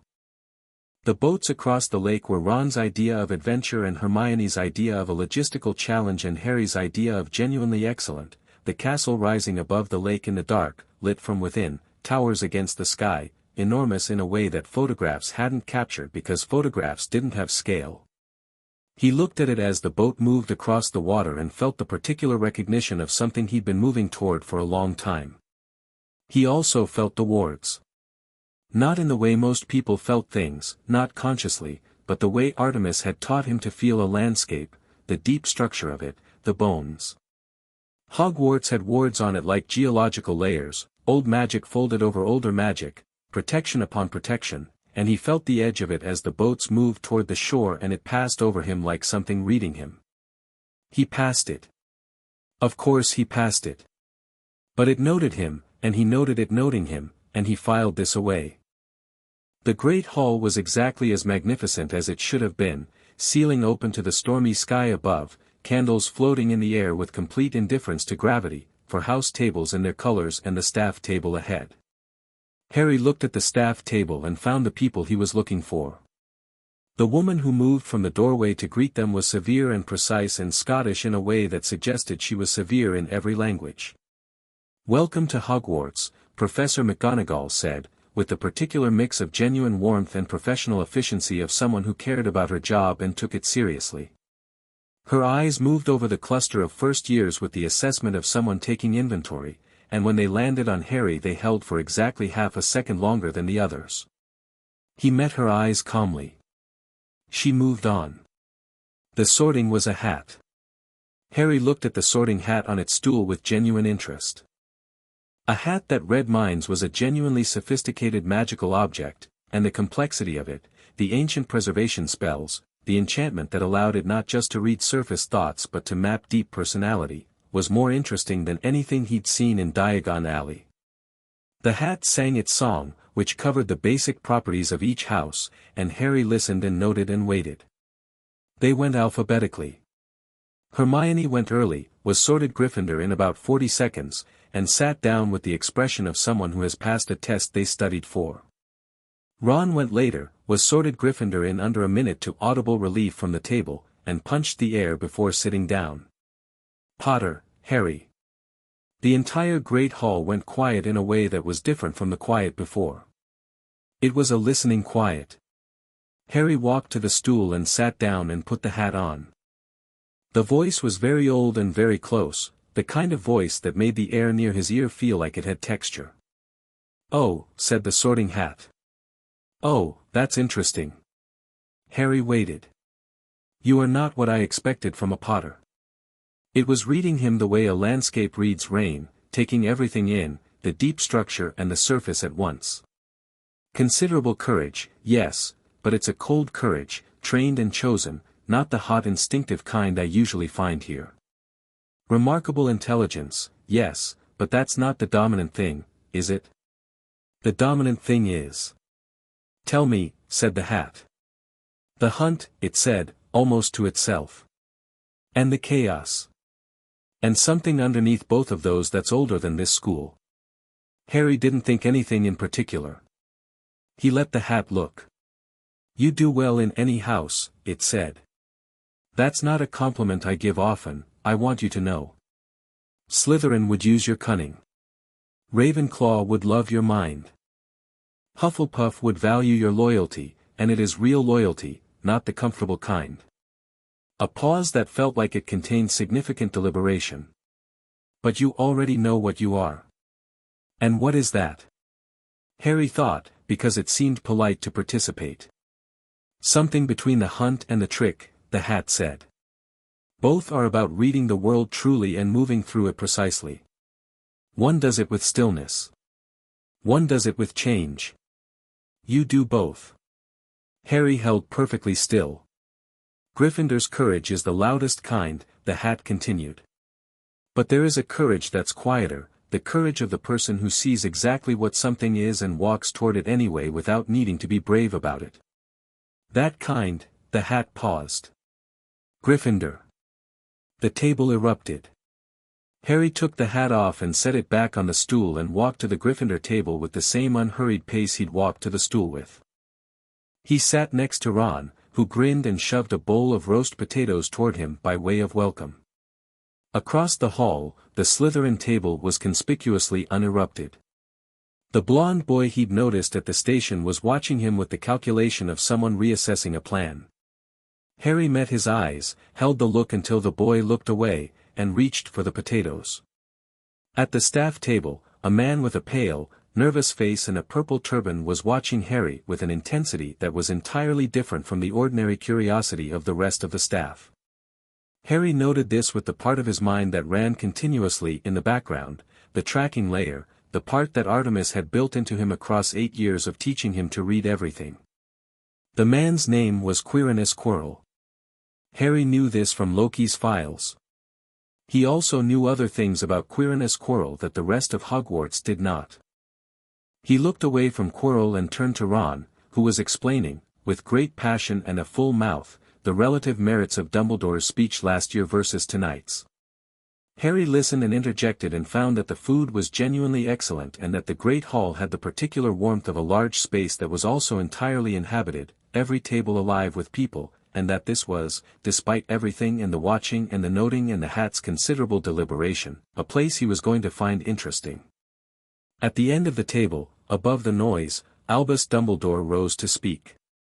He was taller than Harry had pictured, which was interesting given how much he'd read about him, and he had the quality of a man for whom a room altered slightly upon entry, not in the way that Artemis altered rooms, which was immediate and physical, but in a deeper way, the way that people who have been genuinely important for a very long time altered rooms. He was also, Harry could see from 30 feet away, looking at him. Not constantly. Not obviously. Dumbledore was too good for that, too practiced. His gaze swept the hall with the warm universal attention of a headmaster who loved his students. But it returned, twice in the space of 2 minutes, to Harry. Harry ate his roast potatoes and didn't look back directly and noted every time it happened. Dumbledore finished his speech, nitwit, blubber, oddment, tweak, which Loki would have appreciated, Harry noted, and the feast continued and eventually ended and Percy Weasley, a prefect and Ron's brother, shepherded the Gryffindor first years through the castle to the common room. The castle moved at night in a way it hadn't in the arrival, quieter, the torches throwing long shapes on stone walls, the portraits shifting and murmuring as they passed. Harry mapped it as he walked. The staircase that moved. The corridor on the 3rd floor that Percy mentioned as being out of bounds, which he noted for reasons that had nothing to do with being told to avoid it and everything to do with the fact that the ward structure in that direction was different from the rest of the castle. More recent. More intentional. Built for a specific purpose rather than the general warding that covered everything else. The common room was warm and red and entirely comfortable. He found it, privately, very easy to like. First years, the dormitories are upstairs, Percy announced. Boys on the left. Early night, classes start tomorrow. He paused and looked directly at Harry with a slightly nervous expression that suggested he'd been thinking about what to say to Harry Potter since the summer. "Welcome to Gryffindor," he said. "Thank you," Harry said. The dormitory had 5 beds. Ron was already at the one nearest the window, investigating his trunk with the focus of someone who'd packed in a hurry and was now figuring out the consequences. There were 3 other boys, Neville Longbottom, whom Harry recognized from the sorting as the round-faced nervous one whose toad had gone missing 3 times on the train, Seamus Finnegan, who was Irish and enthusiastic and had been trying to turn water into rum on the train and created instead a substance that was neither, and Dean Thomas, who was already setting up Quidditch posters on the wall with the decisive efficiency of someone who had his priorities. Harry unpacked methodically, put things where they belonged, sat on the edge of his bed. "Harry Potter," Seamus said, for approximately the third time, not in a bad way, just processing. "In our dormitory." "Yes," Harry said. "That's mental." "It really is," Harry agreed pleasantly. Ron caught Harry's eye and grinned, and Harry grinned back, and Neville, across the room, made a sound that was probably a laugh and then tried to muffle it in case someone objected. Harry lay back on his bed and looked at the canopy above it and thought about the ward structure in the third-floor corridor. He thought about Quirrell watching him with that specific, layered intensity. He thought about Dumbledore's gaze returning twice in 2 minutes. He thought about the Sorting Hat saying something between the hunt and the trick. He thought about Artemis straightening a collar that didn't need straightening, and Loki pressing his forehead to Harry's in the station. Outside the tall dormitory window, clouds moved over the moon and away again, and Hogwarts settled into its nighttime sounds, the creaks and shifts of an old castle doing what old castles did, and Harry closed his eyes. He was here. It had begun. He was not afraid. He went to sleep. Chapter 4, Lessons in Chaos and Silver. The first week of classes established several things fairly quickly. The first was that Harry was ahead of approximately every other first year in practical magic, which he'd expected, and that this was going to require some management. Not hiding, he'd been explicitly told not to hide, and wouldn't have anyway, but calibration. There was a difference between being good and being so visibly ahead that it stopped being interesting and started being a spectacle. He was aiming for the former. The second was that Hermione Granger was the single most academically formidable 11-year-old he had ever encountered, which, given that his social circle had previously consisted largely of immortal beings, was saying something specific and meaningful. She read everything twice, remembered it completely, and had the additional quality of being able to connect things across disciplines in ways that most students wouldn't manage until third year. Harry found this genuinely compelling and told her so on the third day, and she looked at him with the expression of someone who had been waiting, without knowing it, for someone to say this instead of find it irritating. They were friends after that. Real ones, the kind Artemis had described, people who responded to who you actually were rather than the projected version. The third thing the first week established was that Draco Malfoy was going to be a recurring feature of Harry's Hogwarts experience, whether Harry found this interesting or not.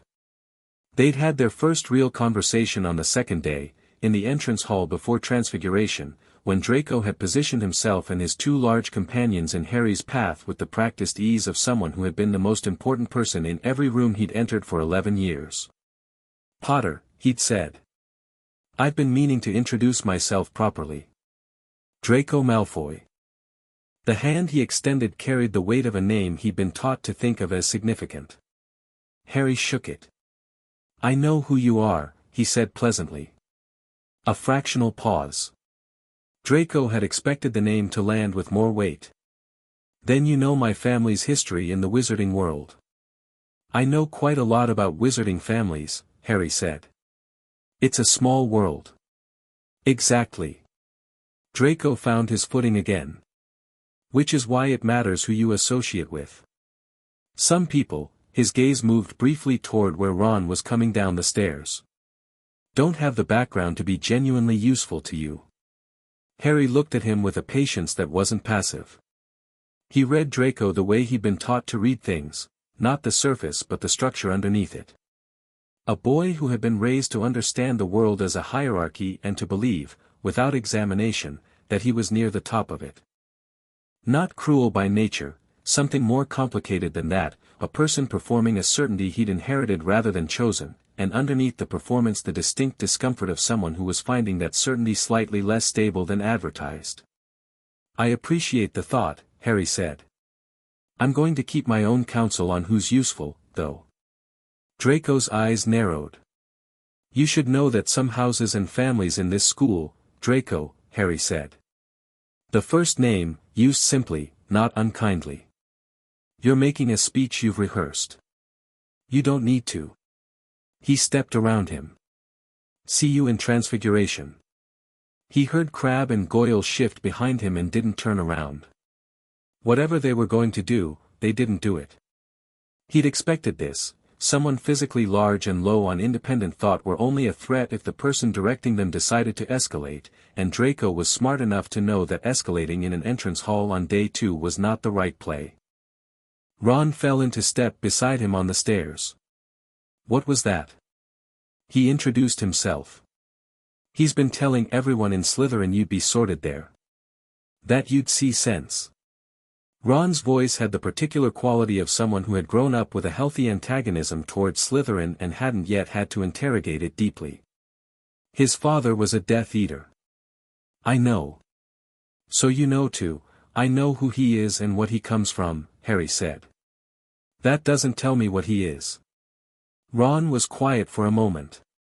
Then, you sound like my dad when you say things like that. Is that a compliment?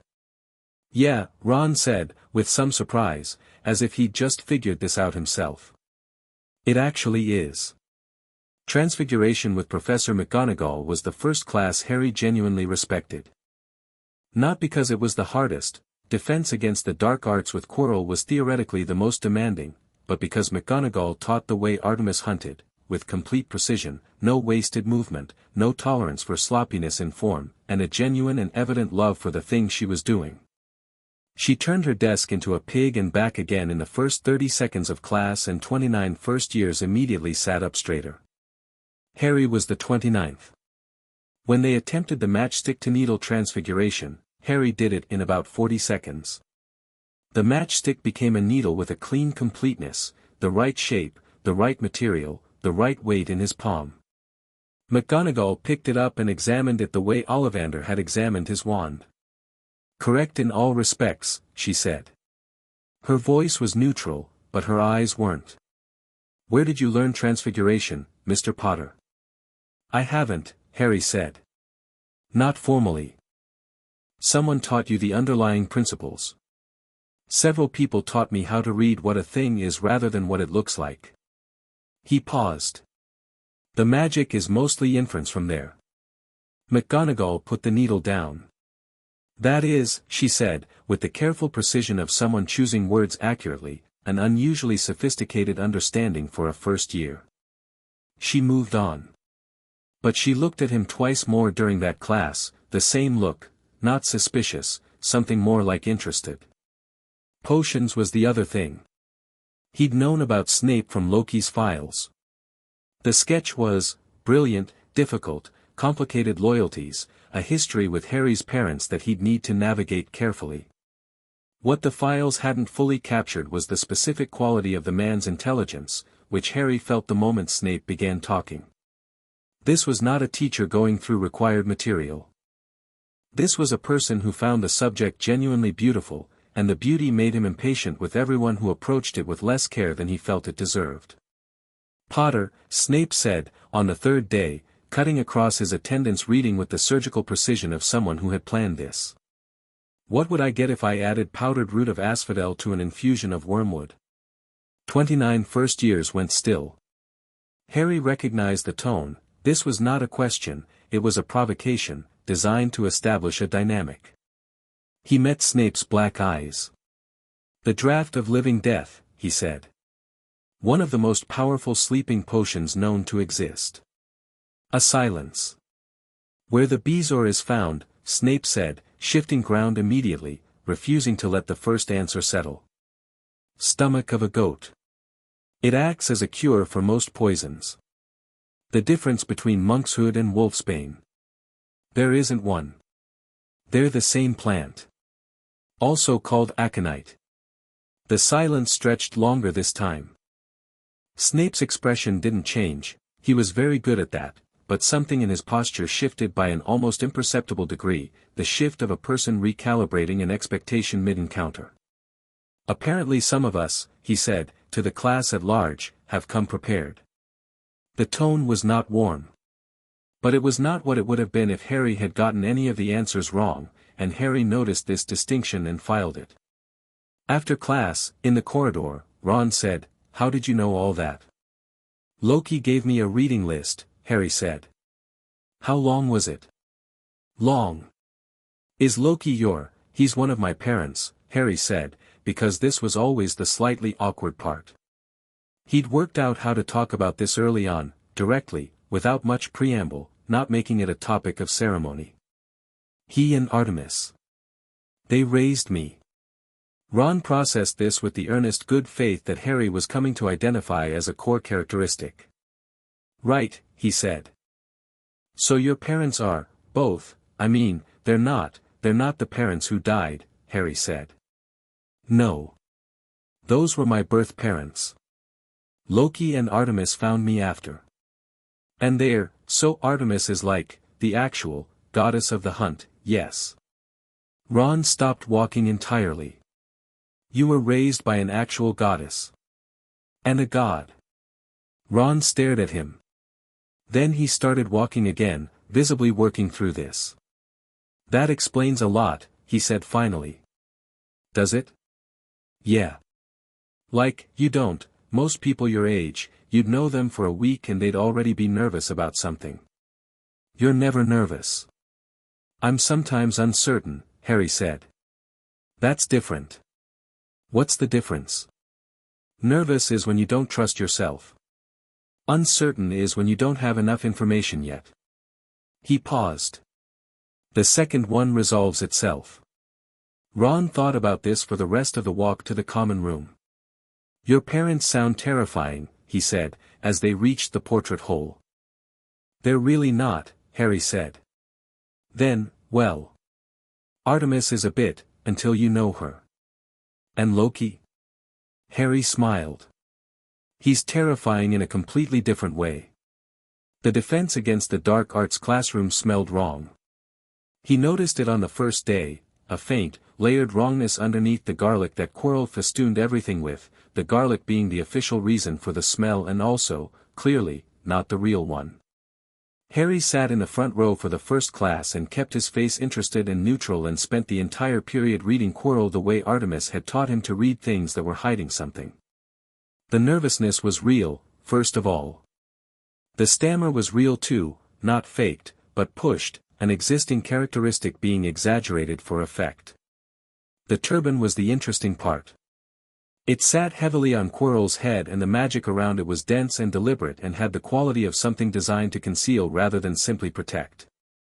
He could feel it from 3 feet away if he let his attention settle on it properly. He did not let his attention settle on it during class. He watched Quirrell teach, adequately, the material was sound enough, he clearly knew the subject and had known it better before whatever was wrong with him had started being wrong, and took notes and answered questions when called on and was, externally, an entirely ordinary first-year student. After class he walked out with Ron and Hermione and said nothing about any of it. Why do you think he wears the garlic? Ron asked. Neville says it's for vampires but that seems extreme. I don't think it's for vampires, Hermione said. What do you think it's for? Harry asked her. She hesitated. This was interesting, Hermione didn't hesitate about things she'd researched. She hesitated about conclusions she'd drawn but wasn't sure she should say. I think he's concealing something with the turban, she said carefully. The enchantments on it are unusual. I haven't read about that specific kind of concealment layering. Harry looked at her. She was smarter than most adults gave her credit for, and she was 11 years old, and she was drawing reasonable conclusions from available data, which was what she did. It's a good observation, he said. Keep it to yourself for now. She gave him a sharp look. You know something. I know several things. I'm still working out which ones are relevant and how. He glanced at Ron. Don't tell anyone else about the turban. Ron raised his hands. Tell people what? I didn't notice anything. Harry smiled. Thank you. The letter he sent home that week was 3 pages, which was longer than his usual. He described classes and McGonagall and Snape and the dormitory and the food with the honest enthusiasm of someone who was genuinely finding things interesting. He wrote about Ron and Hermione with enough detail for Artemis and Loki to have a sense of them. He wrote about the castle's ward structure and the third-floor corridor and Quirrell in language that was circumspect but clear enough for the people reading it. He didn't write that he was happy, because that was the kind of thing he didn't put in letters. But he was. The response came 4 days later, carried by Artemis's own owl, a large, silver-white barn owl that had been with her longer than Harry could remember and which had a personality that he'd best describe as serene and slightly contemptuous. 2 letters, one from each of them, which was standard. Artemis's letter was half a page, dense with questions disguised as observations, asking specifically about the ward structure and the third-floor corridor with the careful indirection of someone who wanted answers but trusted him to gather them himself. At the end, the turbine situation requires attention. Don't approach it directly yet. Observe. Loki's letter was 4 pages, including a sketch he'd apparently done of the Edinburgh Foxes to report on their current activities, and 3 paragraphs of commentary on Snape that were so precisely accurate in their assessment that Harry laughed out loud in the dormitory and had to explain to Neville that no, nothing was wrong, he was fine. Snape, Loki had written, is a man who has been profoundly disappointed by things he cannot talk about and has made his classroom into the one place where his standards are met, because he controls the standards. He will be hard on you specifically because you remind him of people he has complicated feelings about. This is neither your fault nor entirely unfair, it's just how he is. Don't take it personally. Also, if he asks you about Bezoars, the answer is the stomach of a goat. I'm glad you found real people. Hermione sounds magnificent. Ron sounds like the best possible kind of ordinary, which is its own rare thing. I'll explain what I mean by that when you're home. P.S. The third-floor corridor. You already know what's there, but don't be impulsive about it. You're not ready to move on that yet. Let it develop. The chess game requires patience. Your mother will hate that I'm using this metaphor, but it's accurate. You're not in check.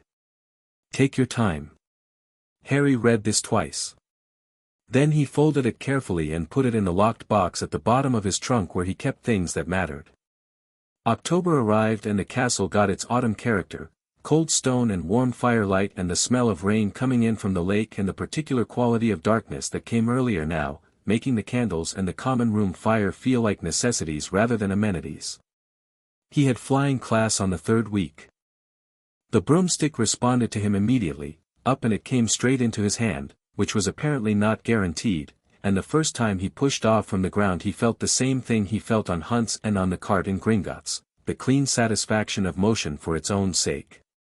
He was good at this. Better than good. He'd discovered several things he was naturally good at, and flying went on the list near the top. His balance was instinctive, his reactions fast, and he had the particular comfort with height that came from growing up with a goddess who considered any landscape without a clear sight line from above as incomplete. Madame Hooch was teaching. She was brisk and competent and managed 21st years on broomsticks with the no-nonsense efficiency of someone who had seen every possible flying disaster and was simply trying to prevent the current class from adding new ones to her collection. Draco started it.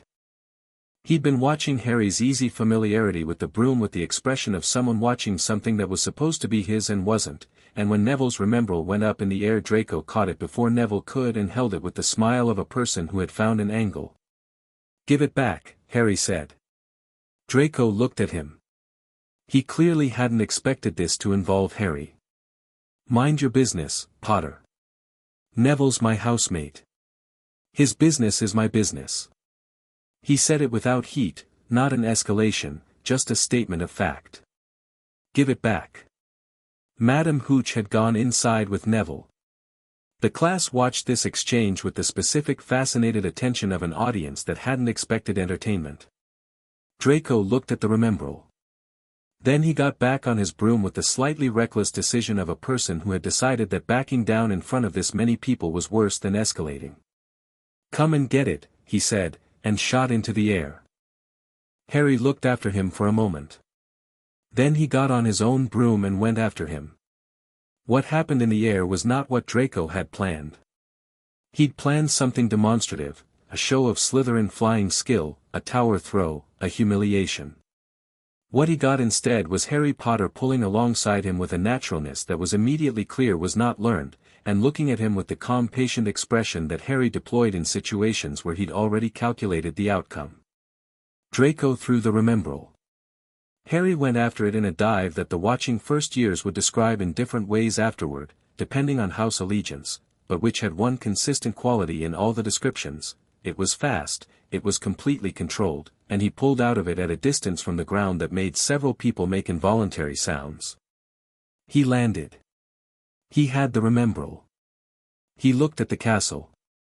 McGonagall was in the doorway. He'd expected this. He met her eyes steadily and walked toward her, because walking toward the consequence directly was always better than waiting for it to come to you. That, said McGonagall, with a very specific quality, was reckless. Yes, Harry agreed. It was also necessary. I'll be the judge of, she stopped. She was looking at him with the expression that meant something was happening behind the professional face. Follow me. He followed her through the castle corridors, past students who stared, past a portrait of a cardinal who called out something in Italian that Harry didn't catch but sounded complimentary about the dive. McGonagall moved with the purpose of a woman going somewhere specific and thinking hard about something else. She knocked on a door, introduced Harry to Oliver Wood as Gryffindor's new seeker, and left. Oliver Wood was a third year with the light in his eyes of a man who has just received something he wanted very badly. He grabbed Harry's arm. You can actually fly, he said, as if confirming a theological position. Apparently, Harry said. McGonagall said the dive. She said the dive. McGonagall doesn't say things like that unless she means them. He was talking at considerable speed. How long have you been flying?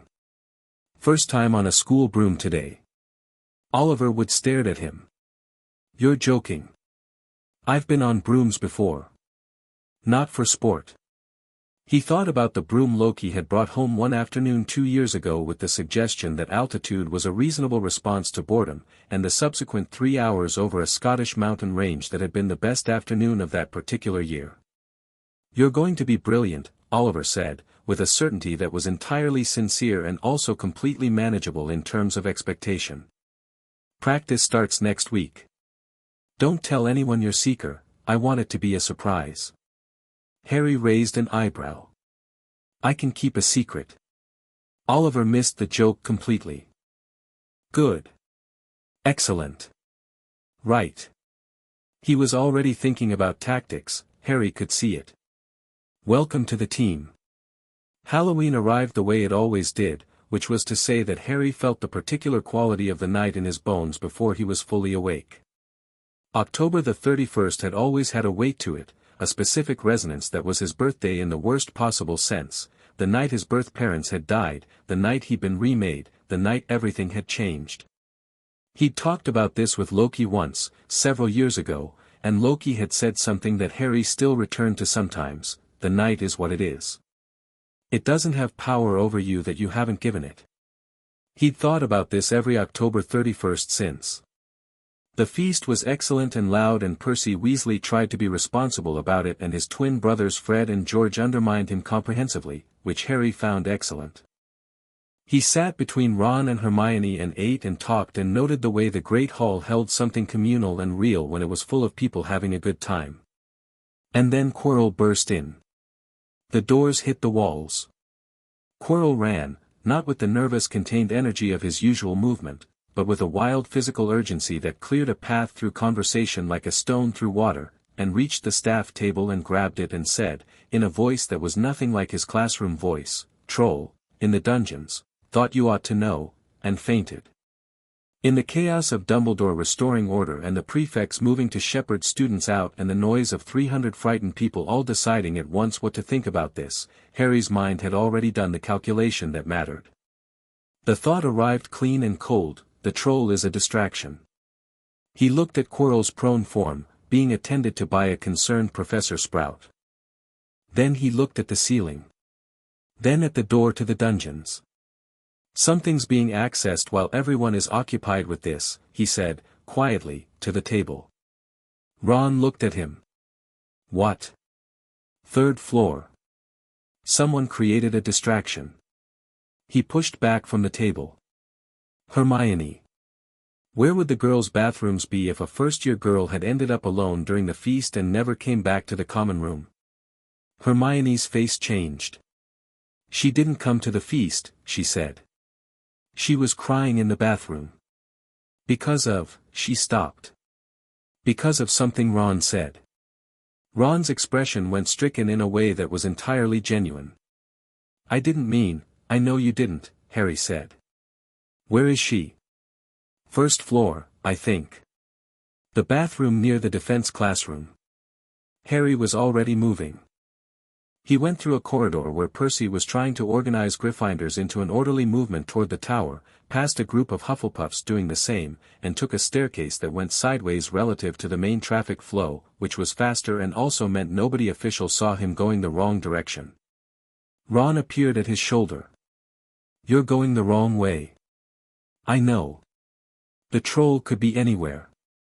We know roughly where Quirrell came from. If the troll was released as a distraction, it's in the lower floors where it would cause maximum disruption, not near the first-year bathrooms. If, Ron said. If, Harry agreed. But Hermione is in the bathroom and she doesn't know there's a troll loose. They moved quickly.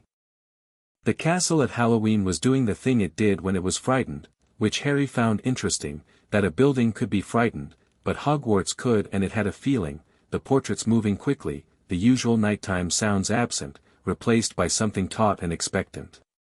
They heard the troll before they saw it. A crashing sound, something large and heavy moving without regard for the architecture, from the direction they were heading. Harry stopped. It's here, he said. How is it here? Ron whispered. Wrong floor, Harry said. He wasn't frightened, he was recalibrating fast, processing the new information and updating his model. Someone had sent the troll here specifically. That was interesting and also immediately less important than the fact that Hermione was in the bathroom 15 feet ahead of a 12-foot mountain troll. He found the bathroom door. Hermione. He knocked twice, then opened it without waiting, because there wasn't time. There's a troll. We need to go right now. Hermione was at the far sink, chalk white. I heard something, walking away from us and toward the door, Ron said from the doorway, in a voice that had gone very high and very controlled. It's going to, the troll came through the doorway. Not through the doorframe, through the wall beside it, because it was 12 feet tall and the door was 8, and the wall came apart like it was made of wet paper. Harry looked at it. It was enormous and damp-smelling and held a club that was basically a tree, and it swung around at the sound of them with the slow tracking of something that used primarily movement to locate targets. It wasn't intelligent in any real sense. It was large and solid and had the pure simplistic danger of something that did not need to be clever to be lethal. Ron and Hermione both went for their wands. Harry noticed they both had them out in good time and were going through their recent lessons in their heads. He could see it in their posture, the mental indexing of what they knew and what might apply. Harry did not go for his wand. He looked at the troll with the stillness Artemis had built in him, the stillness of something that had taken its own measure and the measure of the thing in front of it and found the calculation simple, and then he moved. Not toward the troll. Sideways, fast, using the space the troll's own mass created by blocking the entry it had come through, going around its flank before it could track him, and then up. He went up, using the sink counter and then the broken wall section as steps, easy and fast, and was level with the troll's head before it had registered his direction. The troll swung. Harry was already not there.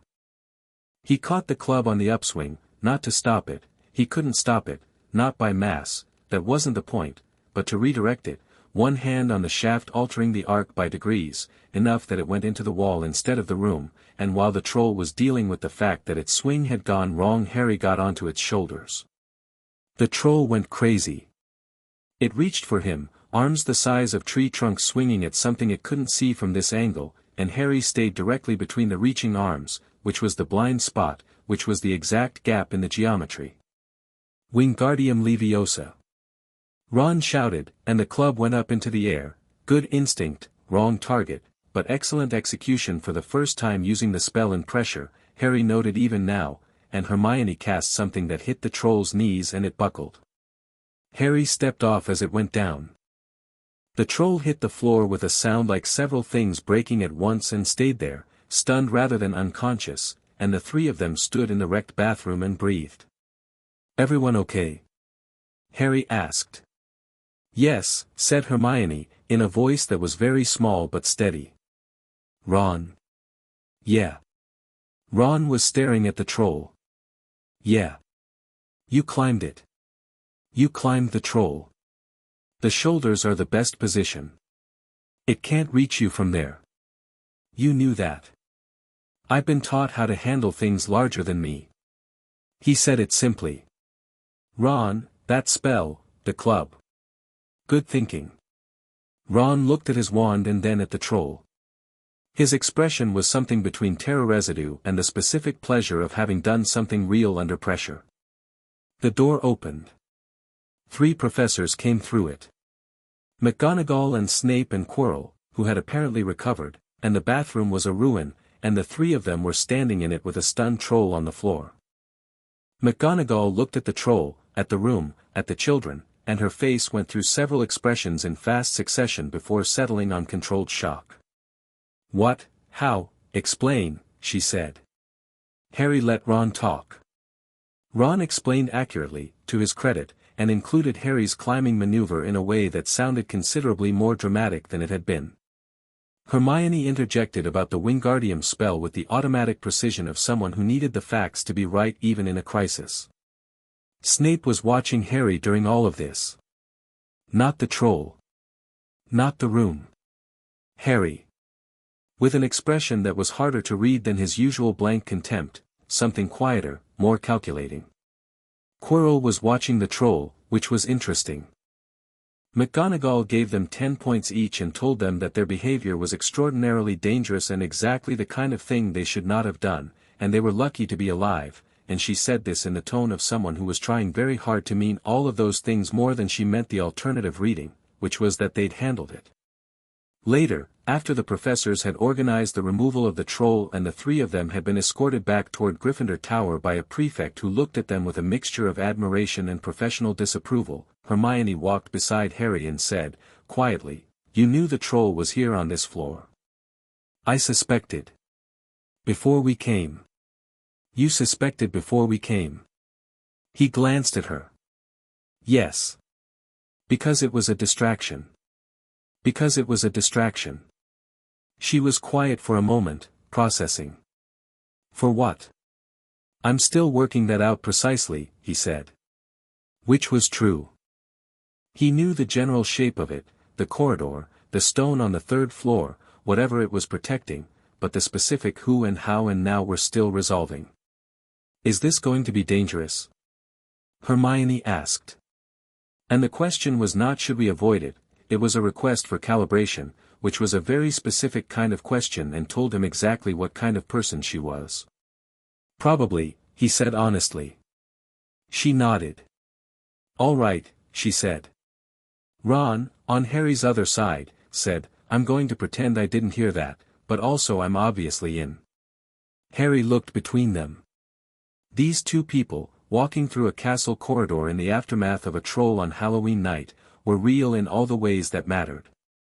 He'd been right about them. He felt something that wasn't complicated, just clear, the way the forest was clear when the fog lifted and you could see exactly what the landscape was. "Okay," he said. "There are things I need to tell you." He told them some of it. The general shape of Quirrell, the 3rd floor corridor and its specific ward structure, the timing of the troll with the feast. Not everything, not the names of his parents, not the philosopher's stone by name, not Voldemort, because they weren't ready for the last one and he needed to be sure of the frame before he put the painting in it.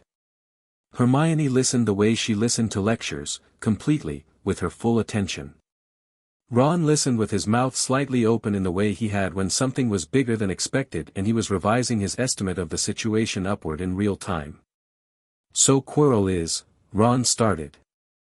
"I don't know exactly what Quirrell is yet," Harry said. "I know the turban is concealing something. I know the troll was used as a distraction. I know the 3rd floor corridor has wards that are protecting something valuable recently placed there." He paused. "That's what I know. What do we do? Ron asked. We watch, Harry said. And we learn. And when I have enough information, we do something with it. And in the meantime? In the meantime we have a Quidditch match in November and McGonagall wants my Transfiguration practical in by Friday. Ron blinked. Then he laughed, and it was the big genuine laugh that lived in his whole body, and Hermione smiled despite herself, and they walked the rest of the way to the common room in the particular easy companionship of people who had been through something together and come out of it changed in a direction they hadn't anticipated. That night Harry wrote a letter home. He described the troll and the bathroom and Ron's excellent instinct with the levitation charm and Hermione's composure under pressure and his own brief ride. He described Quirrell's arrival and exit and the specific quality of his attention afterward. At the end he wrote, I think the chess game has started. The first move has been made, though I'm not certain who made it or toward what end yet. I'll know more soon. He sent it with the barn owl and went to sleep. In the morning Dumbledore was at breakfast early, seated at the staff table, and he watched Harry come into the great hall with the quality of attention that Harry had been cataloguing since the first night. It was not cold, that attention. It was warm, actually, with the warmth of real feeling, of a man who had been thinking about this boy for 9 years and was now finding the reality of him both more and less than the model he'd built. Harry helped himself to toast and sat down and did not look at the staff table. He would have that conversation eventually. He was in no hurry. The advantage, Loki had said, was that Dumbledore was playing the game he designed, and Harry was playing a different one entirely, and this meant that every move Dumbledore made was legible, and none of Harry's were. The Quidditch pitch came alive in November wind and Harry flew and the world fell away to the clean simple fact of motion and altitude and the snitch catching the light somewhere below, and he went after it with the total focus of someone who had been taught that the thing you were hunting deserved your complete and absolute attention. He caught it in 40 minutes, which Oliver told him, vibrating with excitement in the changing room, was remarkable for a first match. The Slytherin seeker is Draco Malfoy, Oliver said. He's had years of, I know, Harry said. He's going to be, Oliver, Harry said. I know. He toweled his hair and looked at the changing room ceiling.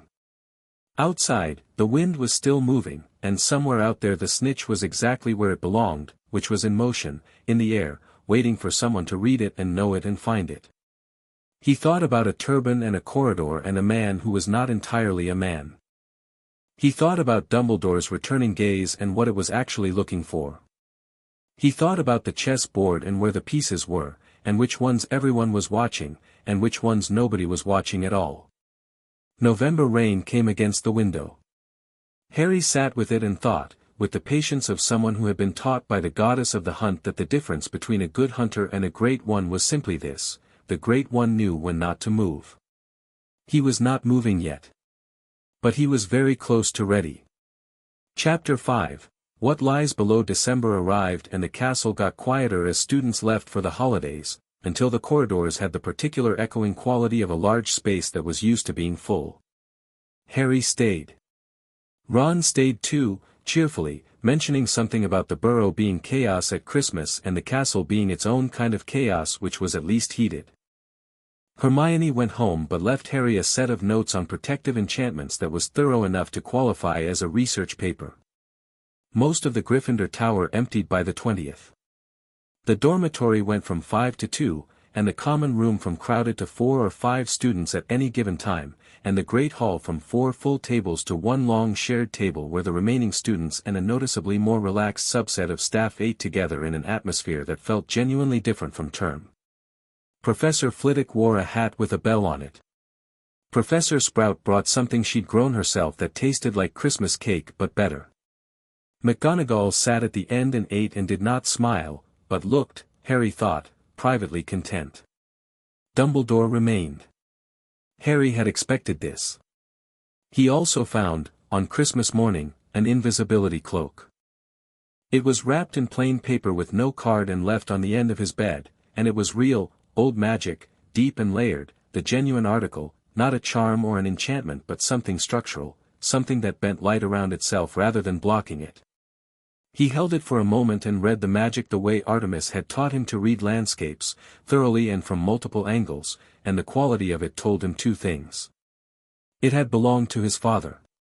And it had been sent to him now, by someone who wanted him to have it and wanted him to use it. He set it down on the bed. Ron was still asleep.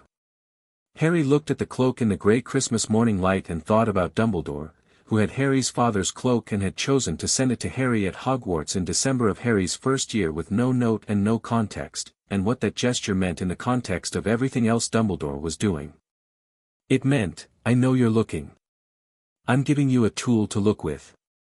He thought about this. It was a complicated move. It could be read as trust, here is your birthright, use it. It could also be read as strategic facilitation. If Harry was going to investigate the third floor regardless, better that Dumbledore provide the means and maintain visibility over what Harry was doing than have Harry operating entirely outside his knowledge. Both things could be true at once. This was the thing about Dumbledore that required the most careful handling, he was never doing only one thing. Harry put the cloak on. He vanished. He looked at his own absent hands for a moment with the specific quality of interest he brought to things that were genuinely novel, and then he took it off and folded it and put it at the bottom of his trunk. He would use it. On his own terms, for his own purposes, when he was ready. He wrote a letter home that afternoon. Artemis was in Scotland with the hunt, she told him she didn't go far during term, which was as close as she'd ever come to saying she wanted to be nearby, and Loki was in Edinburgh and had sent a package containing 3 books, a small folding knife with a handle made from antler, and a bag of toffees that came with a note saying don't eat more than 3 at once, they're unusual toffees. He'd eaten 2 and they'd been excellent and the third was still sitting on his desk where he was leaving it as an ongoing exercise in restraint. I found the cloak, he wrote. I know where it's from. I understand the gesture and I've thought about what it means. I'm going to keep using it when it serves my purposes. I want to be clear that I see the whole move, not just the part of it that looks like generosity. The turban situation is developing. Something happened before the holidays, Snape confronted Quirrell. I didn't see it directly but I heard the aftermath, and Quirrell was frightened in a way that his usual affected nervousness doesn't cover. He was frightened like a person who has a second person inside them who was displeased. I'm telling you this plainly. I think you both already suspect what I'm describing. I'm not going to do anything about it before I'm ready. I know what patience requires. I'm just telling you what I see. He signed it and sealed it and gave it to the barn owl, who had apparently decided to winter at Hogwarts and was living in the Ollery with the resigned dignity of someone making the best of a situation. Snape's confrontation with Quirrell. He'd been in the corridor outside because he'd been following a thread, a small thing, the way Quirrell moved through the castle after dark, the route always ending at the 3rd floor, always at the corridor, always lingering. He'd mapped it over 3 weeks, which was enough to establish pattern. The voices had come through a partially open door. Snape's, cold and precise, I know what you're up to. You've been sneaking around. I'm keeping an eye on you. And underneath Quirrell's frightened response, barely there, barely audible, something else. Another presence. A second voice that was nothing like Quirrell's, that moved through the man's throat like something using an instrument it had borrowed rather than made, and said nothing Harry could hear clearly but communicated everything he needed to know about what it was and where it had been. He'd stood in the corridor and breathed very slowly and let the confirmation settle. Voldemort was in the castle. Specifically, Voldemort was in Quirrell. Not dead, not gone, not the comfortable absent threat of a history lesson. Present. Alive in the only way something could be alive when it had been unmade and was using someone else's body as a vessel. Harry had walked back to Gryffindor Tower in the dark and sat on his bed and thought about it for a long time without moving. This was his process, Artemis's gift to him, the capacity to sit with a large thing and not flinch from it and not rush it, to let the thinking take the time it needed until what needed to be clear was clear. What was clear? Voldemort was here for the Philosopher's Stone. The stone was below the 3rd floor. There were protections between it and him, placed by people who had prepared for an attempt and believed the preparations were sufficient. They were not sufficient against Voldemort, eventually, but they were currently holding because Quirrell hadn't yet made his move. What was also clear, Dumbledore knew, or suspected, and was managing it. The stone's presence in the school was intentional. Dumbledore had set a board and was waiting for the pieces to move. The question was whether Harry was a piece on that board or a hand moving pieces. He'd written to Loki about this the next day. Loki's response had been prompt and brief: "You're the hand. You've always been the hand. The question is when you choose to move." January came back with the students. Ron came back from Christmas with the permanent good mood of someone who had spent a week in a loud family home and found it restorative, which Harry found quietly wonderful. Hermione came back with 3 additional books, a new theory about Quirrell, and the particular focused energy of someone who had spent the holidays thinking. "I've been reading about possession," she said, on the first night back, in the corner of the common room where they'd established the habit of talking about things they didn't talk about elsewhere. "It's very rare in the modern magical world, but there are documented cases. The host retains consciousness but is essentially overridden. The possessing entity needs a physical anchor to maintain presence in the material world." She looked at Harry. "Something on the back of his head?" "Yes," Harry said. She stared at him. "You knew." "I suspected." "You've confirmed it with theory." He paused. "The turban is facing forward. Whatever is on the back of his head, the turban covers it." Ron, who had been listening with the expression of someone whose Christmas goodwill was being rapidly complicated by reality, said, "So Voldemort is literally in the castle. In Quirrell's head. And he wants what's in that corridor." "Yes. And Dumbledore knows?" "I believe so." "And he hasn't done anything?" Harry thought about how to explain Dumbledore to Ron. Loki had given him the framework, but the application required judgment. "He has done things. He built the protections. He kept the stone here rather than somewhere more obviously secure, which means he wanted it to be a trap of some kind." "A trap for who?" Hermione asked. "For Voldemort." He looked at them both. "Dumbledore has been waiting a long time for Voldemort to make a move he can counter definitively.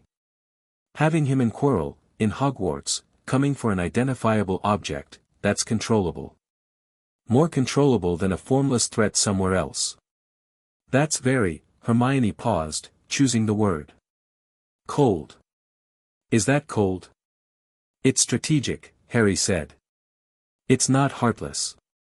It's the calculation of someone who's been fighting this for 40 years and knows that clean opportunities are rare." He was quiet for a moment. "The problem is that Dumbledore's trap requires someone to spring it. And the someone he had in mind is me." The silence had a specific texture. "You," Ron said. "There's a reason he told me about the third-floor corridor in such a way that a curious person would investigate. There's a reason my father's cloak showed up at Christmas.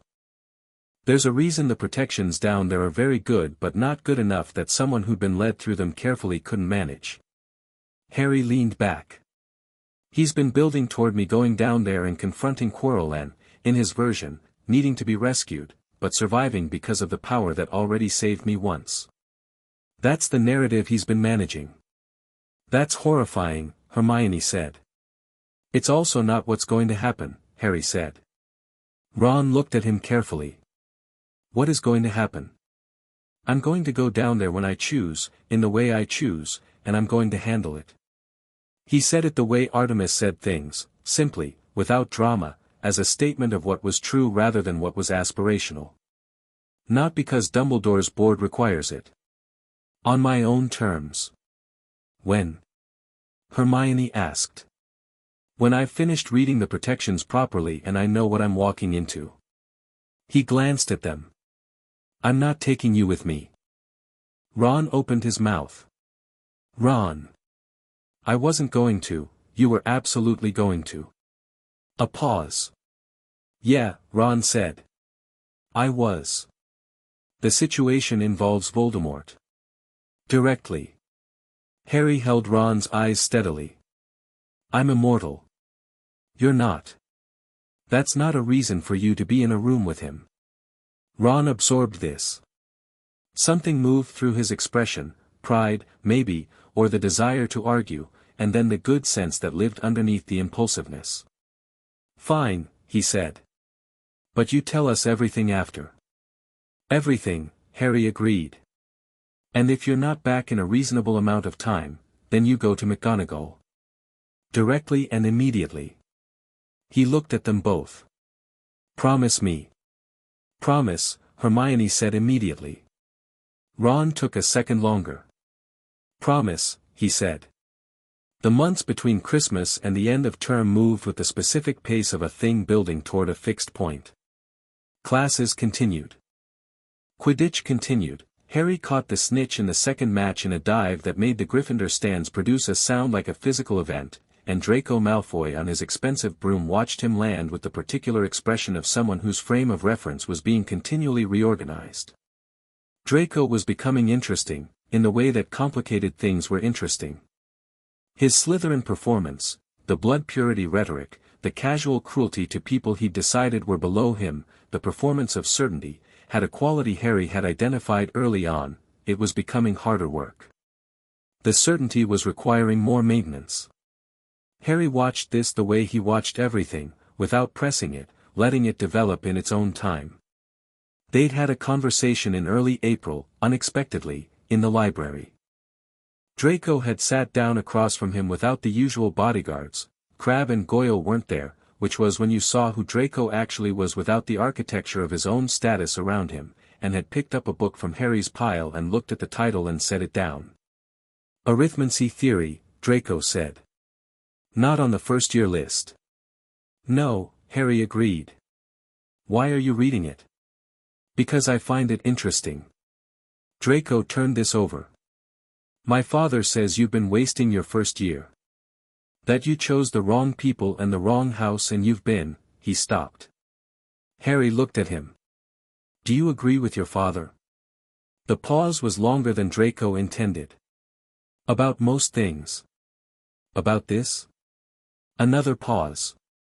You're not what I expected, Draco said, which was the most honest thing he'd said in any conversation Harry had observed him in. I expected you to be, I don't know. More interested in being who you are. I am exactly who I am, Harry said. Every day. That's not what Draco rubbed the back of his neck, which was a gesture that had nothing to do with his practiced social presentation and everything to do with genuine uncertainty. You don't care about any of it. The famous name. The hero thing. Any of it. I care about the things that are real, Harry said. The name is a label. The hero thing is a story other people tell. He looked at Draco directly. What do you care about? When your father isn't telling you what to care about. The question landed harder than Harry had calculated. Draco's face went through something uncontrolled for a moment, actually uncontrolled, the mask slipping not because Harry had attacked it but because the question had gotten behind it. He stood up. He left the book on the table. He walked away. But he walked more slowly than he'd come in. Harry looked after him for a moment and then went back to his reading. The seeds of what Draco might eventually become were in that conversation, and they were real seeds, not performed ones. He'd leave them alone and see what grew. That was the appropriate approach. May. Then June. He knew it was time on a Thursday morning in early June when he woke at 4 a.m. from no dream in particular with the clean certainty that the board had moved. Something had changed in the castle's deep structure, subtle, the way the turn of the tide was subtle if you didn't know to feel for it, and he lay in the dark for a moment reading it, and what he read was, tonight. He got up. He dressed. He sat at the desk and wrote a letter home. Tonight, he wrote. I know it's tonight because the pattern shifted. I'll write again when it's done. I'm not afraid and I'm not underprepared and I know what I'm walking into. I need you both to trust me. I know you do. I'm telling you anyway because I know you're going to want to do something and the thing I need you to do is wait. I love you, he added, because he rarely put it in letters the way he rarely put it in words, the way Artemis rarely put anything in words that she could communicate through action, and tonight that needed to change. Both of you. I'll write again in the morning. He sealed it and set it aside for the barn owl and sat with the dark room for a while. Around him the dormitory breathed with the sleep of 4 other boys. Ron's sleep was solid and deep, the sleep of someone with a clear conscience. Outside the window the grounds were dark, the lake a smear of silver under the cloud-covered moon. He waited until midnight. Then he took the invisibility cloak from his trunk and went. The castle at midnight was its fullest self, no people to overlay the structure of it, just the building and its deep magic and the history in its walls. Harry moved through it with the particular quality of movement Artemis had built into him, no wasted motion, no disturbed air, his footfalls placed with the precision of someone who had tracked through forests for 8 years and understood that the way you moved through a space was itself a form of communication with it. The 3rd-floor corridor was empty. He stood in front of the door, in the cloak, and read the wards one final time the way you read a route before committing to it. He'd been reading these wards for months. He knew their structure and their gaps and the logic behind each layer. They were, as he'd told Ron and Hermione, excellent work. Not excellent enough for what they were facing, but excellent as human work went. He went through the door. The first obstacle was the dog. 3 heads, the size of a small house, asleep on the trapdoor with the profound unconsciousness of something enchanted rather than genuinely resting. There was a harp playing itself in the corner, someone had already come this way. Recently. Quirrell. Harry looked at the harp, at the dog, at the trapdoor. The harp was winding down, the enchantment had a duration, and the duration was nearly spent. He had perhaps 4 minutes before the dog woke. He went through the trapdoor. The devil's snare was waiting in the dark below. He felt it the moment he landed, the tendrils, the reaching, the particular magical intelligence of something that had been bred to trap. It responded to his landing and moved to take him. He went still. Complete stillness, the stillness Artemis had taught him at 5 years old with a wolf in an Iceland forest, not passive, not surrender, but the active choice to not give the thing what it needed. Devil's snare responded to struggle. He gave it nothing to respond to, and it slowed, uncertain, and in that hesitation he introduced light, a simple warm glow from his wand, steady and deliberate, and the plant recoiled and he dropped through. The keys were beautiful and unnecessary. He watched hundreds of winged keys wheeling in the illuminated room and assessed them for approximately 15 seconds before identifying the right one, slightly bent wing, the oldest iron, the one that had been used most recently and still had the energetic residue of recent contact with the lock. He summoned it. It came. The chess board was the most interesting obstacle in purely intellectual terms. Giant chess pieces, stone and still, waiting for the command move. He stood at the edge and looked at the board for a while. It was positioned mid-game. Someone had played through most of it already. Quirrell, or Quirrell's occupant, had left the board in a state that was 3 moves from conclusion. Harry looked at the pieces. He looked at the position. He made the 3 moves in his head, then made them on the board, stepping to the side to avoid the captured pieces' counterattacks by simply not being where they swung. The board resolved. He walked through. The troll in the next chamber was already unconscious. Quirrell had handled it, or rather the thing directing Quirrell had, which told Harry that the gloves were fully off now, the careful concealment of power being abandoned in favor of speed. He was close. The potions room was a logic puzzle, 7 bottles, a riddle, the right one forward and the right one back. Hermione would have appreciated it. Harry read the riddle in under a minute, identified the bottle, drank it. Cold fire. The flames went purple and then black and he walked through them into the dark beyond. The last chamber. It was larger than he'd expected. High ceilings, torches that had lit themselves, the mirror of Eriste standing at the far end with the ancient, particular weight of a thing that had been made to do something deeply specific. Quirrell was standing in front of it. He turned when Harry came in. His face was strange, the surface nervousness entirely gone, replaced by something flat and waiting. The hand he raised had a wand in it. "I wondered when you'd come," Quirrell said. But it wasn't quite Quirrell's voice. The pronunciation was too precise, the cadence too controlled. "Professor Quirrell," Harry said pleasantly. "You know," said Quirrell, or the thing speaking through him, "I can feel it even now. The magic in you. It's different from the other children." He tilted his head in a way that Quirrell's neck was not quite designed for. "What did you do to yourself, boy?" "Nothing in particular," Harry said. He was looking at the mirror.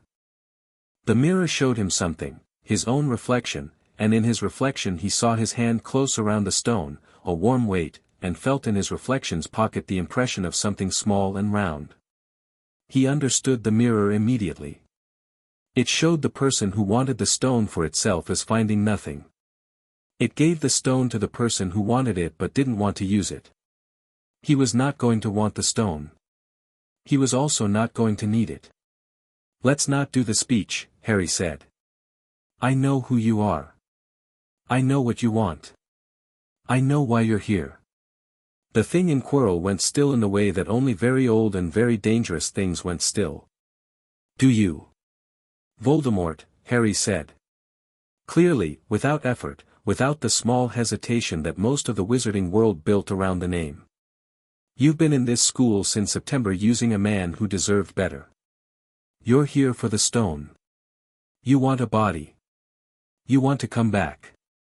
He paused. "I'm here to tell you that's not happening. Not tonight." The silence that followed had a quality that the other silences in the room hadn't had. "You're 11 years old," Voldemort said. And it was Voldemort's voice now, fully, Quirrell's throat being used entirely as an instrument, the pretense gone. It was a cold voice, a beautiful voice in the way that very dangerous things were sometimes beautiful, and it looked at Harry with the intelligence that had made it the most feared presence in the magical world for 30 years. "I'm immortal," Harry said. 11 is mostly aesthetic at this point. A beat. Then, with genuine curiosity, which was perhaps the most unsettling thing it could have expressed, "Who made you immortal?" "Two people you haven't met and shouldn't want to." Harry looked at Quirrell's body, the man inside it, the consciousness that was still there, still present, imprisoned in his own flesh. He addressed this directly. "Quirinus. I know you're in there. I know you can hear me. What was done to you was done against your will and it doesn't define you." Quirrell's face flickered. Something human moved through it and then was overridden. "Touching," Voldemort said. "The boy thinks sentiment is a weapon." "I think clarity is a weapon," Harry said. "Sentiment is just honest." He moved. Not toward the mirror. Not toward Quirrell. He moved to the side, fast and precise, and the spell Quirrell's wand sent went into the wall rather than into him, and he was already changing angle before the debris settled, moving with the pattern Artemis had drilled into him since he was 8, never be where you were a second ago, never stop creating new geometry, make the opponent solve a problem that keeps changing. Quirrell was fast. Voldemort's direction made him fast in a way he hadn't been on his own, and the spells came in bursts, targeted, intelligent, not the random aggression of something panicking but the precise strikes of something that knew what it was doing and was adjusting its approach in real time. Harry didn't have his wand out. He'd decided this before he came down here. The Holly wand with its twin core, the resonance between it and Voldemort's wand was a real risk, a factor that could complicate things in ways that the invisibility cloak's appearance and its timing had suggested Dumbledore anticipated and potentially wanted to exploit. He wasn't giving anyone a variable they could use. He used his other magic instead. The magic that had floated books down from shelves at 5 years old and warmed his tea at 7 and carried the stone across the riverbank at 8. His magic, the wizarding kind but directed through his own understanding rather than through the formal grammar of wand work, and beside it the other thing, the blessing, the hunt, the older and quieter power that ran underneath everything else like a current under a river. The first thing he did was strip the concealment from the turban. Not a dramatic gesture. Just a removal. The enchantments that had been holding the concealment came undone the way knots came undone when you found the right thread, and the turban unraveled and fell away, and on the back of Quirrell's head the thing that had been living there was exposed. What was on the back of Quirrell's head was not describable in terms that made it easier to look at. It was a face, and it was Voldemort's face, in the way that a reflection was a face, present, real, but existing through something else, dependent on it, wearing it. It looked at Harry. Harry looked back. "There you are," Harry said. "You are," Voldemort said through the face, through Quirrell's mouth simultaneously, two channels of the same voice, "not what I planned for. I know. The boy who survived was supposed to be afraid of me." It wasn't petulance. It was, and Harry recognized this with the dispassionate clarity of someone reading a landscape, it was genuinely thrown. Voldemort had built his entire self-mythology around fear. The idea that the boy whose survival had undermined him was standing here calmly and looking at him the way you looked at a thing you were about to put back in its box was something his framework didn't have a category for. "I'm not afraid of you," Harry said. "I want to be clear about that. Not as a brave thing. As a factual thing." He took a step forward. "You're a fragment. A remnant of something that already failed once. You've been living on the back of a frightened man's head for a year, which tells me everything about where you actually are." Quirrell lunged. Harry moved through it, under the reaching hands, past the wand, and he grabbed Quirrell's wrist as they went by each other and held it, and the contact was immediate. He'd known about the contact thing. Loki had mentioned it in one of the letters, obliquely. "The protection your mother left isn't just memory, it's structural, it's in your skin," and he'd read about it in the texts Loki had collected about the night Voldemort had first failed, and he understood the mechanism even if he couldn't have designed it himself. What happened when he touched Quirrell's skin was not an attack. He didn't choose it. It was simply what was true, his mother's sacrifice, worked into the deep grammar of his magic 9 years ago, expressing itself through contact with the thing it had already defeated once. It burned. Not him, Quirrell. Voldemort. The places where darkness met the architecture of what love had built and found them incompatible. Quirrell screamed. Harry held on. This was the part that was not comfortable. Not the holding, the witnessing. Because Quirrell was screaming and under the scream was still Quirrell, the man who was also a victim, the host who had been used and destroyed long before this room, and Harry was very clearly the proximate cause of what was happening to him now, even if the root cause was something else entirely. He held on anyway. Because the alternative was releasing Voldemort into another host, another year, another decade of this, and that was not something Harry was willing to be responsible for. The face on the back of Quirrell's head was doing something that wasn't screaming. It was looking at Harry with the full attention of something that was being undone, and in the looking there was something Harry hadn't expected. Recognition. Not of him specifically. But of the thing that was happening, and what it meant, and the fact that it was definitive. Voldemort understood what was occurring before Quirrell did, because Voldemort had seen this magic from the inside once before. "This isn't the end," it said, and the voice was quieter now, the energy draining from it. "I've died before. I'll come back." "Maybe," Harry said. He didn't look away. "But not tonight. And not through this man." He pulled. The pulling was the hard part, not physical, not entirely magical, something in the space between them that required him to be entirely what he was, all of it, the hunt and the chaos and the immortality and the love that had made him and the love that had remade him, all of it present at once, a coherence that had no gaps in it for something else to inhabit. Voldemort came loose. Not destroyed, he'd been clear-eyed about this before he came down. He was a fragment, and fragments could survive dispersal, and the honest answer was that the final account between them was not tonight's business.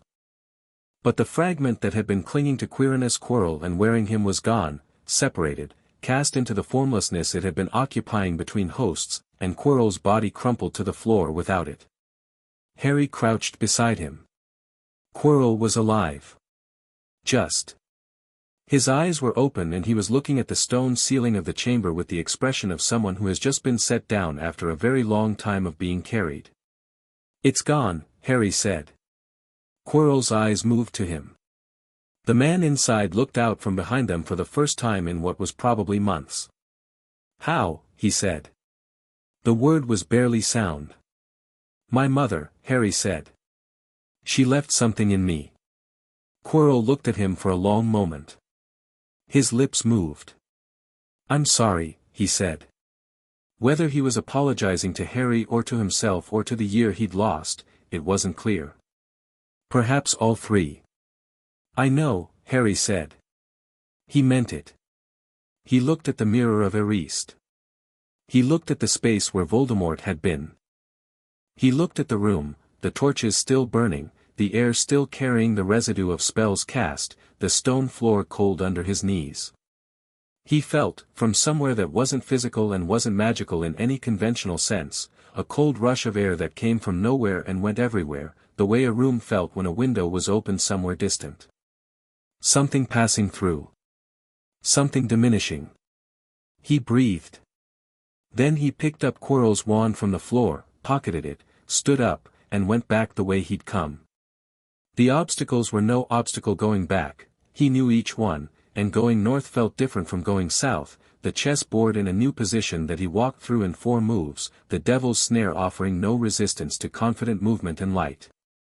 He climbed out of the trapdoor, the dog was still asleep, the harp rewound by something, Dumbledore's work he thought, and stood in the 3rd-floor corridor and breathed the normal castle air. He sat down against the wall. It was not that he was injured, or that he was afraid, or even that he was processing anything dramatically. It was simply that he'd been moving continuously for a long time, physically and mentally both, and sitting down for a moment was the correct response to that. He sat with the quiet corridor and the torches and the deep nighttime silence of Hogwarts. Quirrell was alive. Voldemort was dispersed, not destroyed. The stone was safe, it was in his pocket, he'd taken it from the mirror room, not because he needed it but because leaving it there was leaving it available, and available was the opposite of safe. He'd deal with it. He thought about his parents. Both sets. His birth parents, who had given their lives for exactly this, for the magic that had done what nothing else had been able to do. And Artemis and Loki, who had taken a 3-year-old from a ruined house and made him whole and sent him here not as a weapon but as himself. He pulled out the folding knife from his pocket. The one with the antler handle. He turned it over in his hands once, just to hold something real and familiar, then put it away. He got up and walked back toward Gryffindor Tower. He was halfway up the 2nd staircase when someone stepped out of a doorway ahead of him. Albus Dumbledore stood in the corridor, wearing robes that suggested he'd dressed quickly, and looked at Harry Potter returning from the 3rd floor at 2 in the morning with the expression of a man whose plan had just come back to him in a form he hadn't anticipated. The two of them looked at each other. "Mr. Potter," Dumbledore said. "Professor Dumbledore," Harry said. A pause. Dumbledore's blue eyes were doing what they always did, reading, assessing, the comprehensive intelligence behind them processing what it was seeing. Harry let him look. He wasn't hiding anything. "You went below the 3rd floor," Dumbledore said. "Yes." "You encountered Professor Quirrell." "Yes." "And Voldemort." "Yes." Dumbledore was quiet for a moment. He seemed to be deciding something. Then, "Are you all right?" Harry thought about the question. It was a real question, not a formality, he could hear the genuine concern in it, the first time he'd heard something unambiguously genuine from this man without a layer of strategy beneath it. "Yes," he said. "Quirrell is alive. He'll need medical attention. And probably a great deal of care after that." Dumbledore's eyebrows rose slightly. "You're concerned about Quirrell?" "He was a victim as much as anything else," Harry said. "What was done to him wasn't his choice." Another pause, longer this time.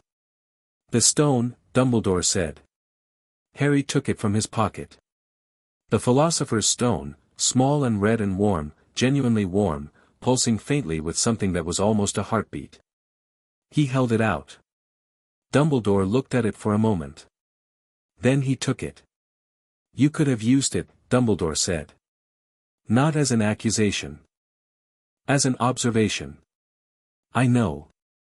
Most people would have. I'm not most people." Dumbledore looked at him with something that was moving steadily away from the calculation he usually brought to this subject and toward something more honest. "No," he said. "You're not. A beat.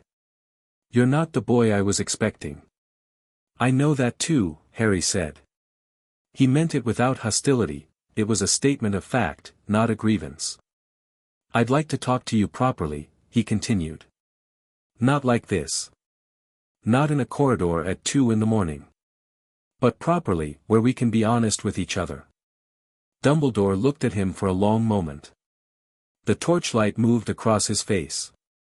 "I think," he said, with the careful honesty of someone who had been constructing narratives for 40 years and was setting one down, "I would like that very much."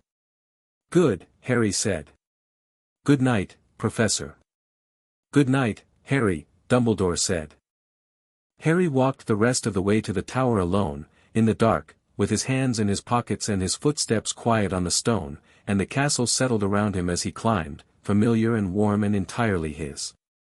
He did not write the letter home until morning, because he had promised himself sleep first and the letter second, and because when he sat down to write it he wanted to do it right. He slept without dreaming. Chapter 6, The Hunt continues. The morning after was a Tuesday.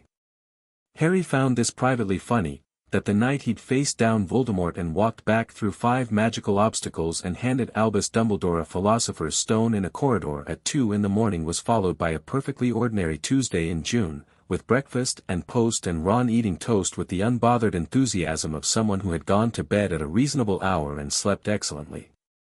He sat down across from Ron and reached for the orange juice and said nothing for a moment. Ron looked at him. Looked harder. Set down his toast. "You went," he said. "Last night. And you look completely fine." "I am completely fine. Harry." Ron's voice was very level in the way it went when he was managing something large. "What happened?" "I'll tell you properly. You and Hermione together." He picked up a piece of toast. "After breakfast." Ron looked at him for another long moment, doing the calculation that Harry had noticed him getting better at over the year, reading situation, reading Harry, deciding whether to push. He decided not to push. "After breakfast," he said, and went back to his toast. Hermione appeared 7 minutes later, sat down, looked at Harry's face, and said nothing at all, which was its own form of communication. She poured her tea and waited, and Harry thought, not for the first time, that she was going to be formidable in ways that would take people years to properly reckon with. He'd sent the barn owl with the letter at first light. Artemis and Loki would have it by now. He thought about what they'd do with it. Loki would read it twice and then probably do something that he'd describe as staying calm, and that would look nothing like staying calm. Artemis would read it once and then go very still in the particular way that meant she was deciding whether to come to Hogwarts, which he'd asked her not to do, which she would give significant weight to and also ultimately do whatever she decided was right because she was Artemis and she didn't take instructions even from people she loved. He'd added a postscript, "Please don't come yet. I need to finish this properly first. I'll be home in 3 weeks and we can talk then. Trust me." He didn't know if the postscript would work. He told Ron and Hermione everything in the corner of the common room after breakfast, with the castle going about its morning around them and the fire doing its June thing of burning more for atmosphere than necessity. He told it plainly, in order, without drama, the obstacles, Quirrell's face when the turban came off, the contact, what the contact did, the corridor afterward, Dumbledore. Ron was very quiet throughout. This was not his default state, and it meant the subject was occupying the space his talking usually filled. Hermione had questions, specific, technical, the kind that meant she was building a model as she listened rather than simply receiving information. She asked about the devil's snare and how he'd handled it, about the mirror and its mechanic, about the contact and the burn and the properties of the protection his mother had left. "It's love magic," she said. "Old sacrifice magic." The texts describe it as a kind of permanent imprint. Like a ward but personal. "Yes," Harry said. Loki explained the theory. "I'd read about it. And you used it deliberately." "I used it knowingly. It's not something I direct exactly. It just is. What I did deliberately was hold on." She sat with this. "Quirrell is going to be all right?" "I don't know yet. Madame Pomfrey was called last night." He paused. "Physically he'll recover. The rest of it, the year of being used as a vessel, that takes longer." "Does Dumbledore know you know that he set this up?" Ron asked, speaking for the first time in several minutes. "Yes. I told him I wanted to talk properly." Harry looked at him. He agreed. "And that conversation hasn't happened yet." "Tonight. He sent a note this morning." Ron picked up the note that Harry had set on the table. He read it. It was brief: "When you're ready, my office this evening. AD." And had the quality of something written by a man who was choosing simplicity over performance, which was its own interesting data point. Ron set it down. "Are you taking backup?" he asked, deadpan. Harry smiled. "He's 110 years old. He's also the most powerful wizard alive. He's not going to do anything to me, Ron. I know that." Ron met his eyes. "I'm asking because you keep doing things alone and I keep finding out afterward, and I'm your friend, so." He shrugged, but the shrug carried weight. "That's all." Harry looked at him for a moment. "I know," he said. "And I'm going to be better about that." He meant it. "The reason I went alone last night was specific. The reason I'm going to Dumbledore tonight is specific. Neither of those things means I'm not telling you things." "You told us about Quirrell months ago," Hermione said. "You were careful about what you told us, but you told us." "Yes. And you asked us to promise about McGonagall." She was looking at him steadily. "That was you trusting us." "That was me trusting you," Harry confirmed. Ron was quiet again, but differently, the productive quiet of someone who had heard something they were going to hold on to. "Okay," he said. "Then, what happens now?" "With Voldemort?" Harry thought about the dispersal he'd felt in the chamber. The cold rush of air going everywhere and nowhere. "He's not gone," he said. "He'll come back eventually." "Not soon, he's been dispersed twice now and that leaves a mark even on something like him." He paused. "But eventually. And when he does?" "When he does, I'll deal with it." He said it the way Artemis would say it, not boastfully, just accurately, the way you stated the weather or the time. "That's not a this-year problem." Hermione let out a breath that had clearly been waiting for somewhere to go. "I spent the entire night thinking you might be dead," she said. The emotion in it was carefully contained but entirely real.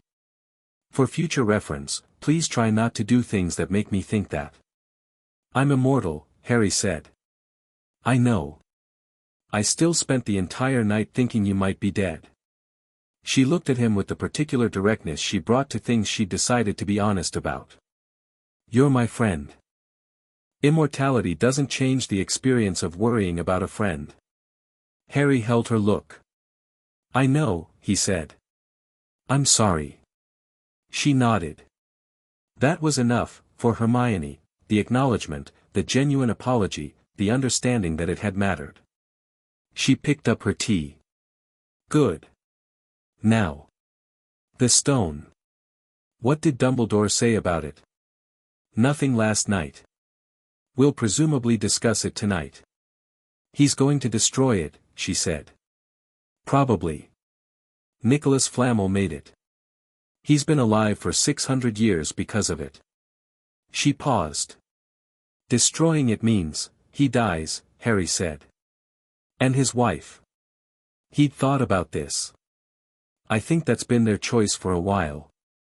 Something Loki said last year about very old things that have been carrying weight for a long time. She was quiet for a moment. That's sad. Yes, Harry said simply. It is. They were called to classes before 10. The day moved with the surreal quality of something happening in two registers at once, charms in the morning, with Flitwick cheerfully conducting levitation refinement in a room that had no idea what the same students had been discussing an hour ago, and defense after lunch where the substitute professor, Quirrell's absence had been explained as illness, moved through the material with the particular tentativeness of someone covering for an emergency. Harry sat through both classes and was present and attentive and came to neither of them with any outward indication that last night had been anything other than a standard night. Ron managed this less successfully. He kept looking at Harry with the expression of someone who had just learned something enormous about the universe and was finding normal Tuesday difficult to maintain alongside it. Hermione managed it perfectly, because she was Hermione and her default state was looking like she was thinking about something important.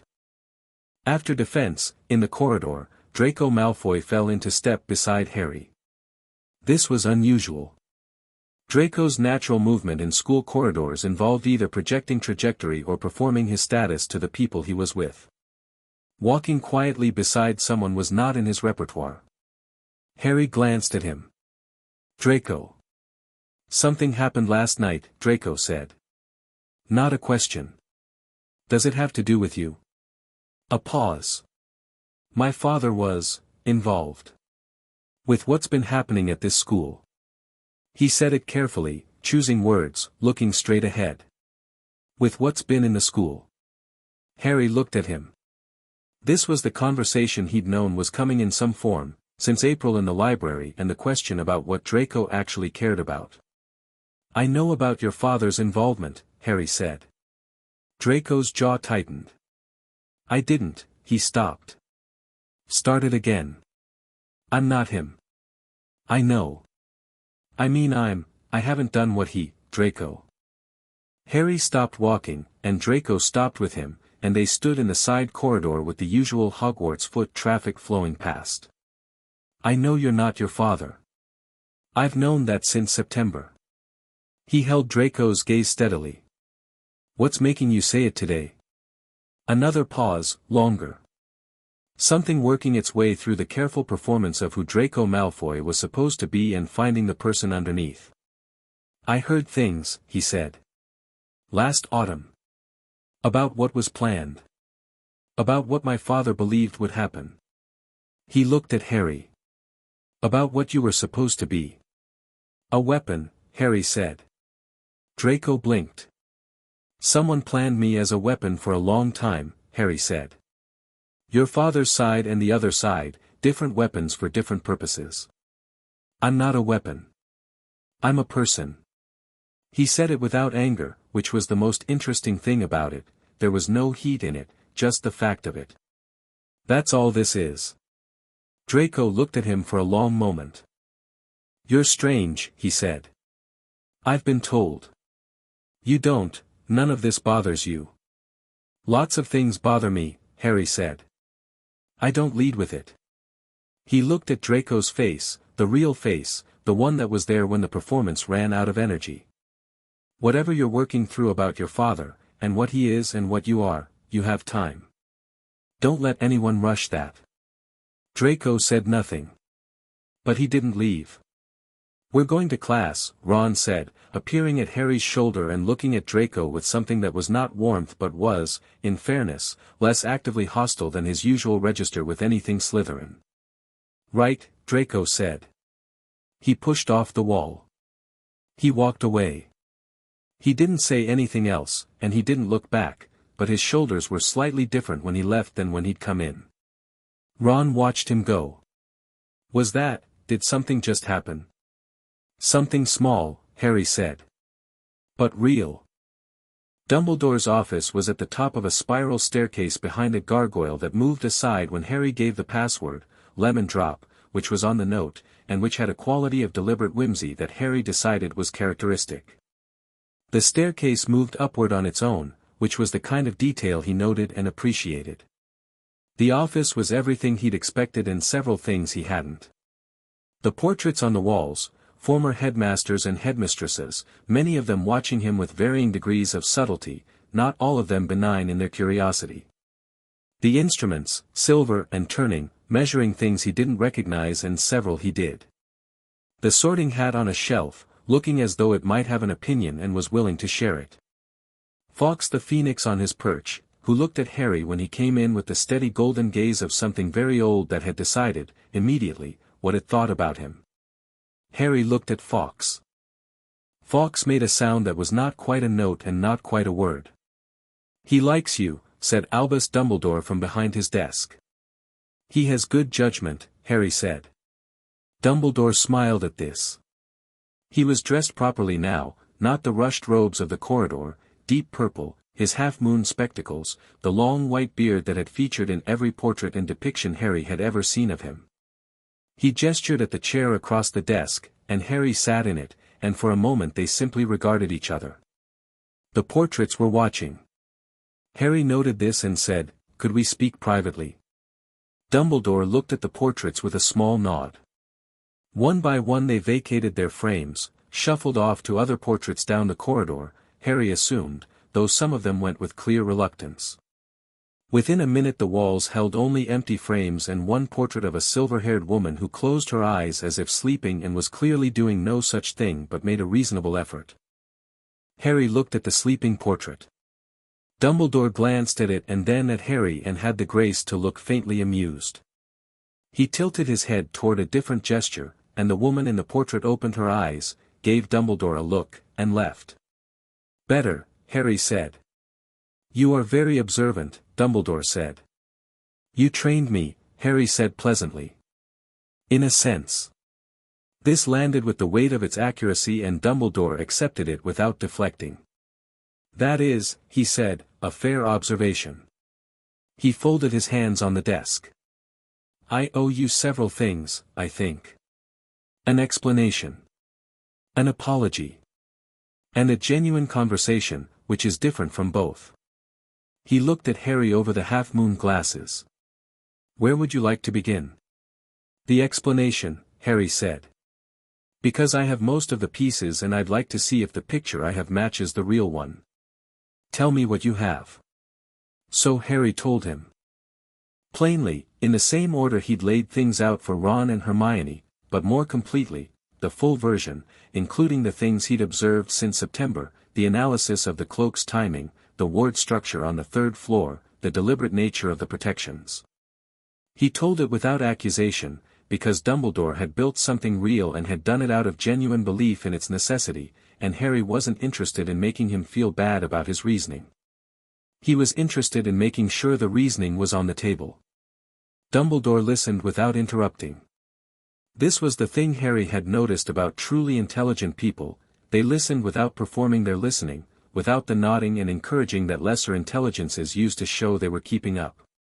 Dumbledore just listened, still, his hands folded, his eyes on Harry.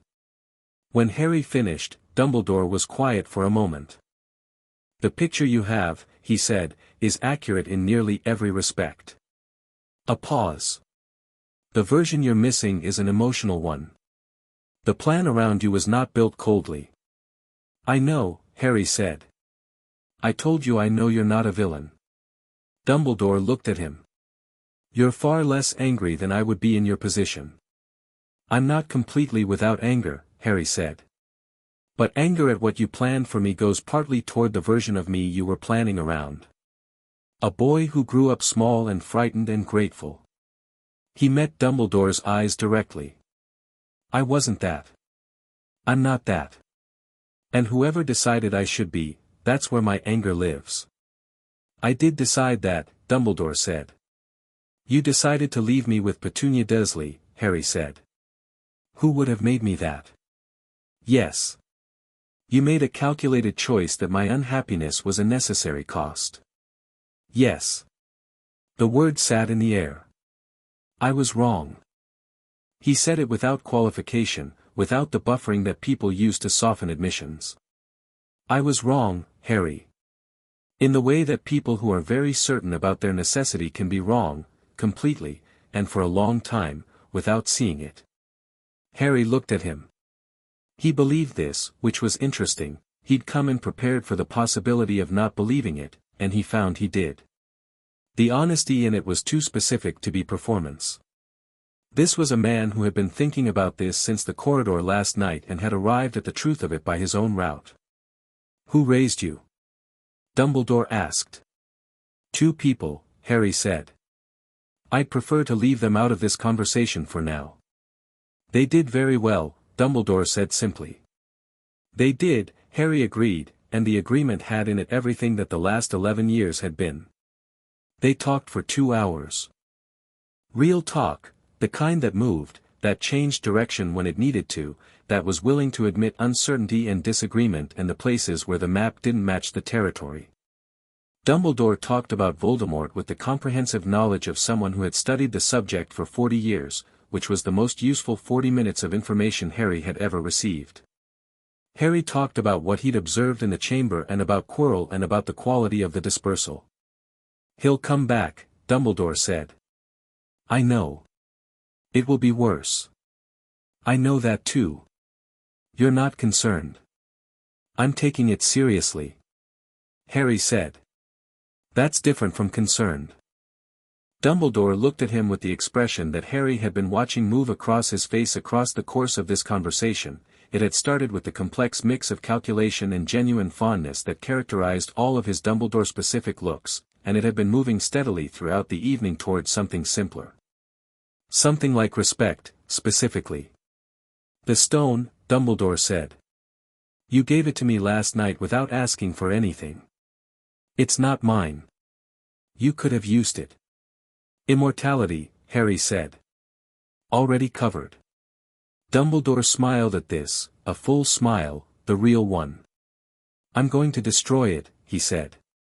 "Nicholas and Perenelle have had long enough." "They agree." "I know," Harry said. "Hermione figured it out this morning. Your friend is remarkable. She'll be better than both of us at almost everything within 5 years," Harry said without any ego, as a practical assessment. Dumbledore looked at the stone on his desk. He'd placed it there at some point during their conversation, the small red warmth of it sitting between them like a period at the end of a very long sentence. "I have a question," he said. "You don't have to answer it.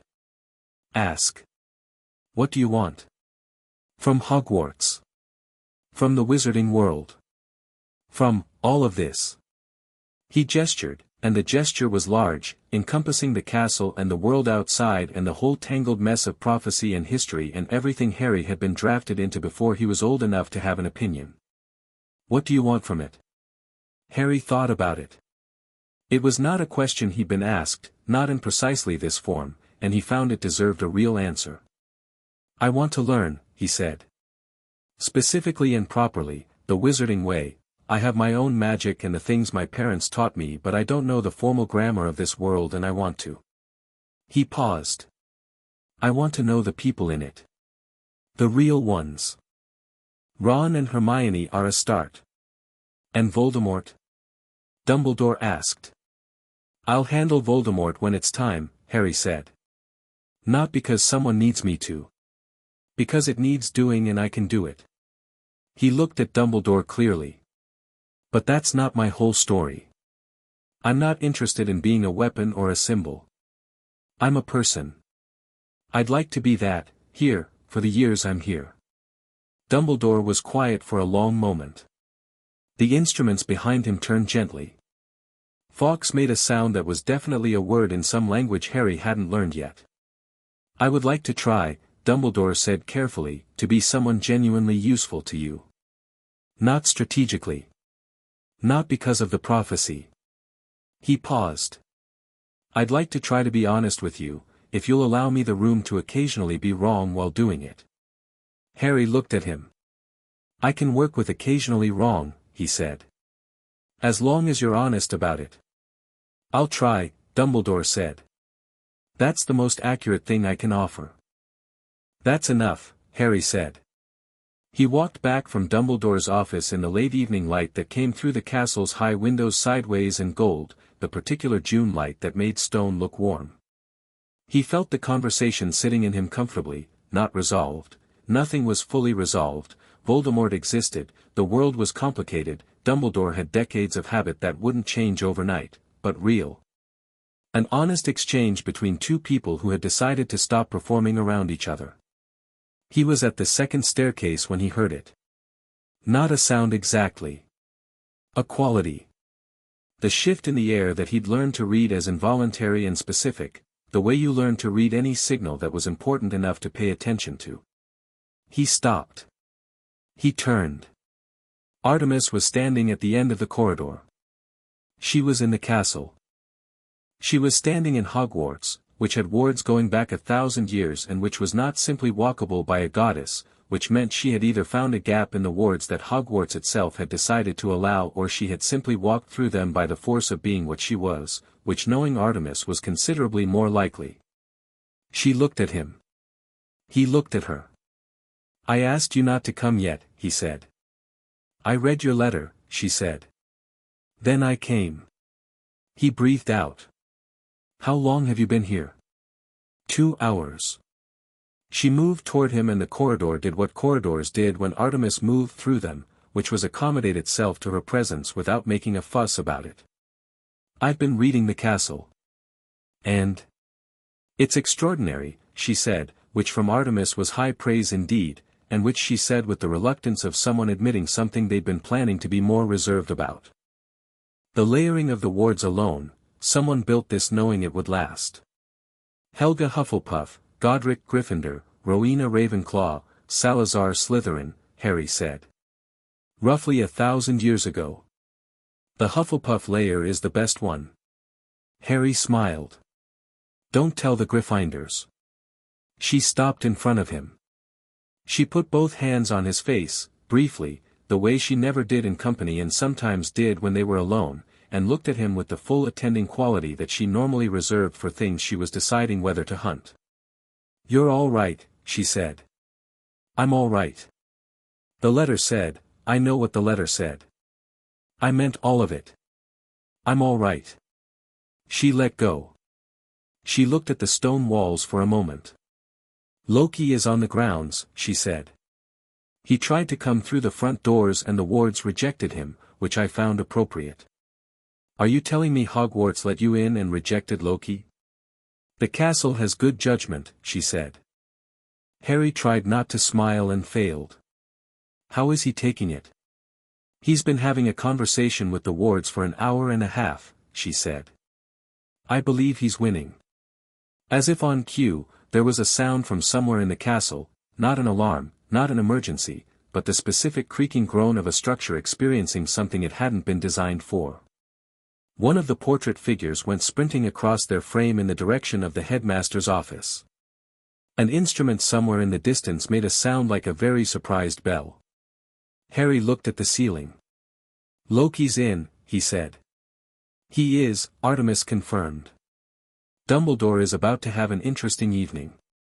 "Dumbledore has been having an interesting week," she said. "He can manage." They found Loki in the entrance hall, standing in the middle of it with his hands in his pockets and the expression of a man who had just done something technically brilliant and was trying to look like he'd been here all along. 3 suits of armor had turned to face him. A painting of a medieval landscape had its painted inhabitants crowded at the frame edge watching him with painted alarm. Something in the ceiling was making a faint, uncertain hum. "You changed the ward architecture," Harry said.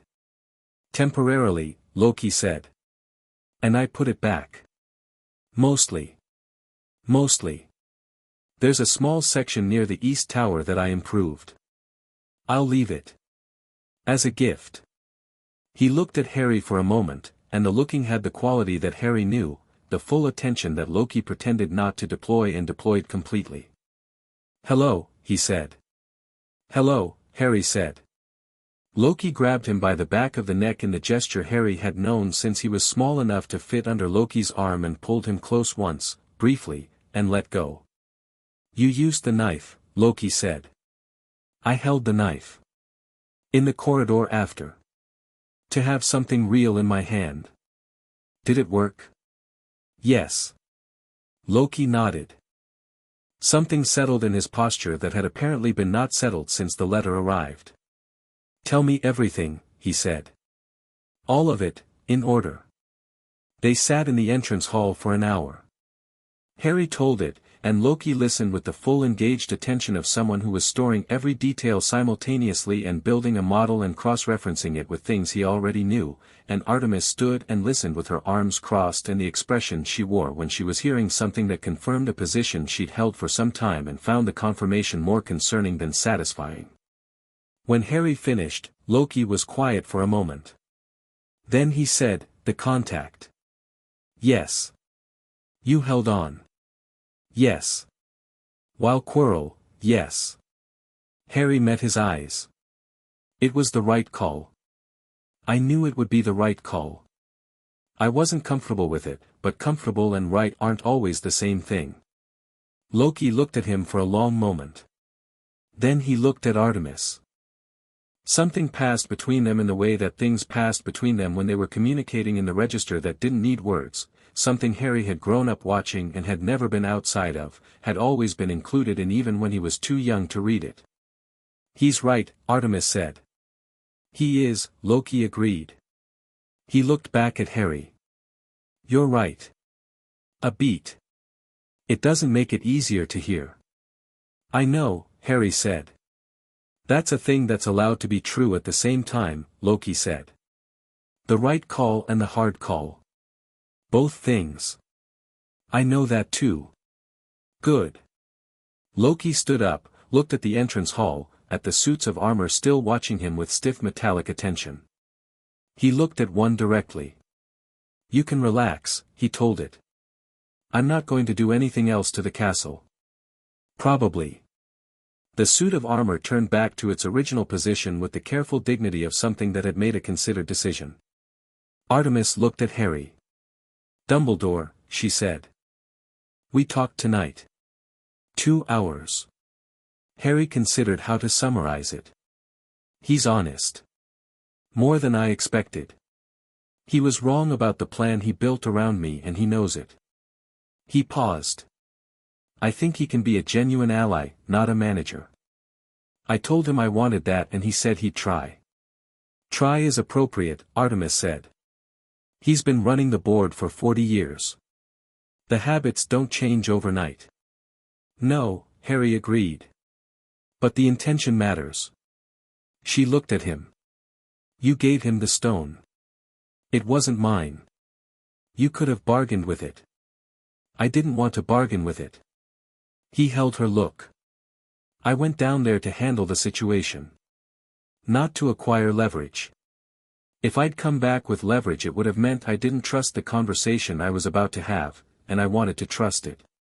Artemis was quiet for a moment. The kind of quiet that Harry had learned to read as meaning something specific, not the considering quiet or the deciding quiet, but the quiet that meant she was seeing something she was going to hold on to. "Yes," she said. One word. But the weight of it was everything.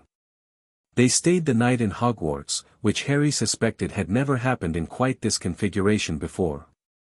Dumbledore appeared at the entrance hall at 10 in the evening, looked at Artemis and Loki, and had the expression of a man whose Tuesday had contained more of the extraordinary than usual.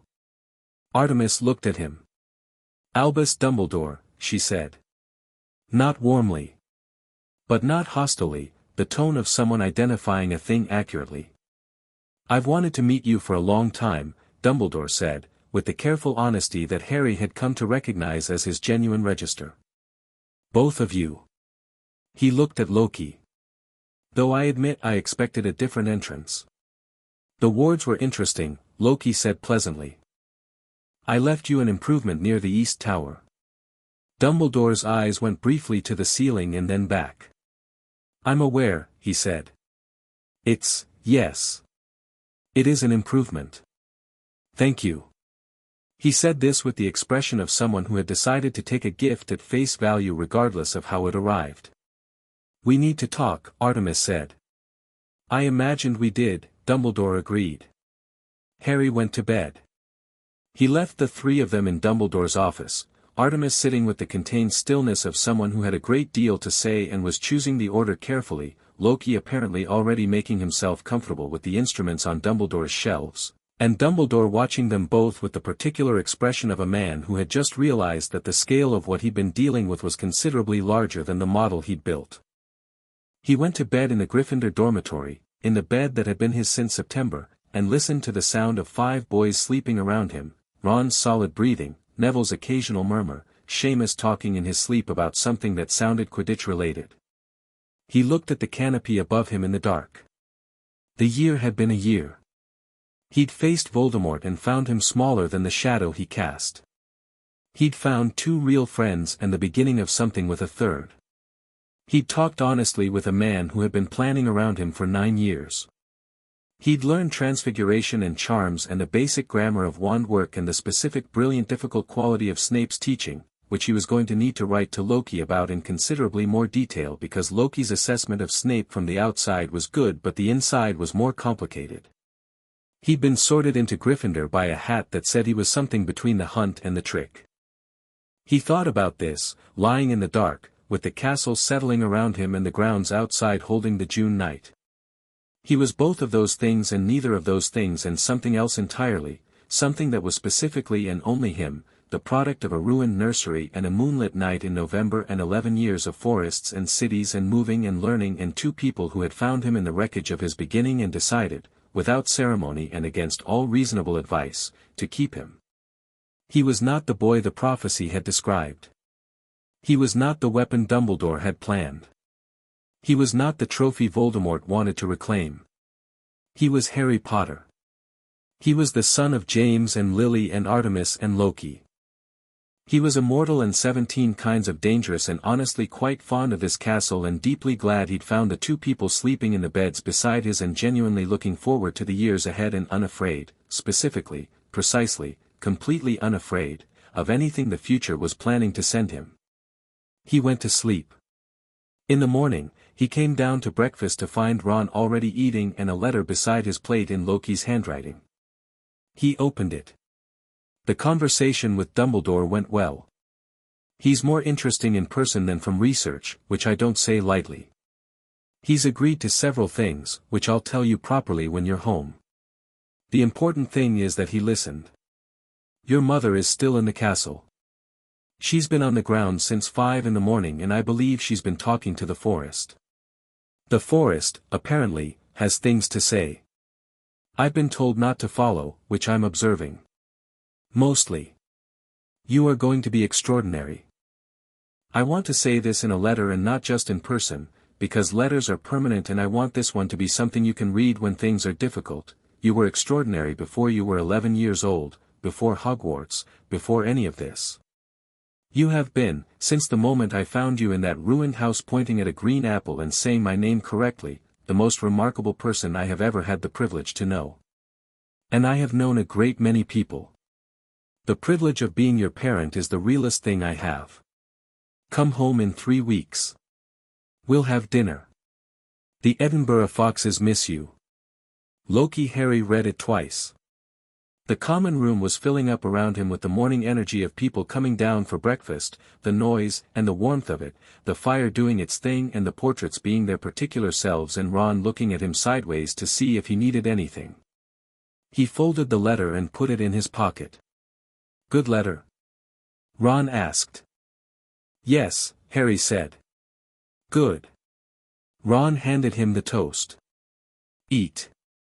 McGonagall says the end-of-year exams start Thursday and Hermione is going to make us study today whether we like it or not. She's right, Harry said. I know she's right, Ron said. I'm eating toast first. Harry ate toast. He drank orange juice. He listened to the great hall build toward its full morning self, for tables and the staff table and the floating candles and the enchanted ceiling showing the June morning outside, clear, blue, the particular early summer quality of light that made everything look like it was beginning rather than ending. McGonagall came into the hall. Flitwick. Sprout. Snape, who looked at Harry once when he came in and then looked away, and the look had something in it that was different from the previous 9 months of looks, not warm, that was not a word that applied to Snape's face, but different. Considering. As if something had been revised. Harry filed this away. At the end of the staff table, Dumbledore sat down and looked out over the hall with the quality of attention that had shifted, since last night, in a direction Harry could read. It was still comprehensive, still warm, still the look of a man who cared genuinely about every person in this room. But it moved, when it came to Harry, differently than it had all year, not with the particular weight of the strategist watching a piece, but with something closer to the look of someone watching a person they were going to have to revise their whole understanding of. Harry met his eyes across the hall. Dumbledore nodded, once, small. The nod of one person acknowledging another. Harry nodded back. He looked back at his breakfast. Outside the enchanted ceiling, summer clouds moved across a blue sky with the complete indifference to narrative that clouds had always had. They moved because that was what they did, not because the story required it. The forest on the grounds was probably where Artemis was right now, standing in the trees and talking to something that lived there, exchanging whatever it was a goddess of the hunt exchanged with old forests that knew what they were.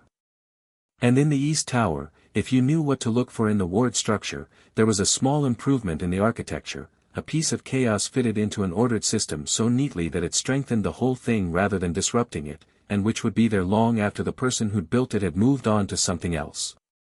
The year ended. Exams happened. Hermione's revision sessions were as comprehensively organized as she was, and Ron complained throughout every one of them and did better than he expected on every exam and seemed genuinely surprised each time. Harry moved through them with the methodical ease of someone who had been over-prepared and under-challenged, not in a way that was arrogant but in a way that was simply true. Gryffindor won the House Cup. This was the result of some late-term point additions that McGonagall announced at the end-of-year feast with the expression of someone taking significant personal satisfaction in the outcome.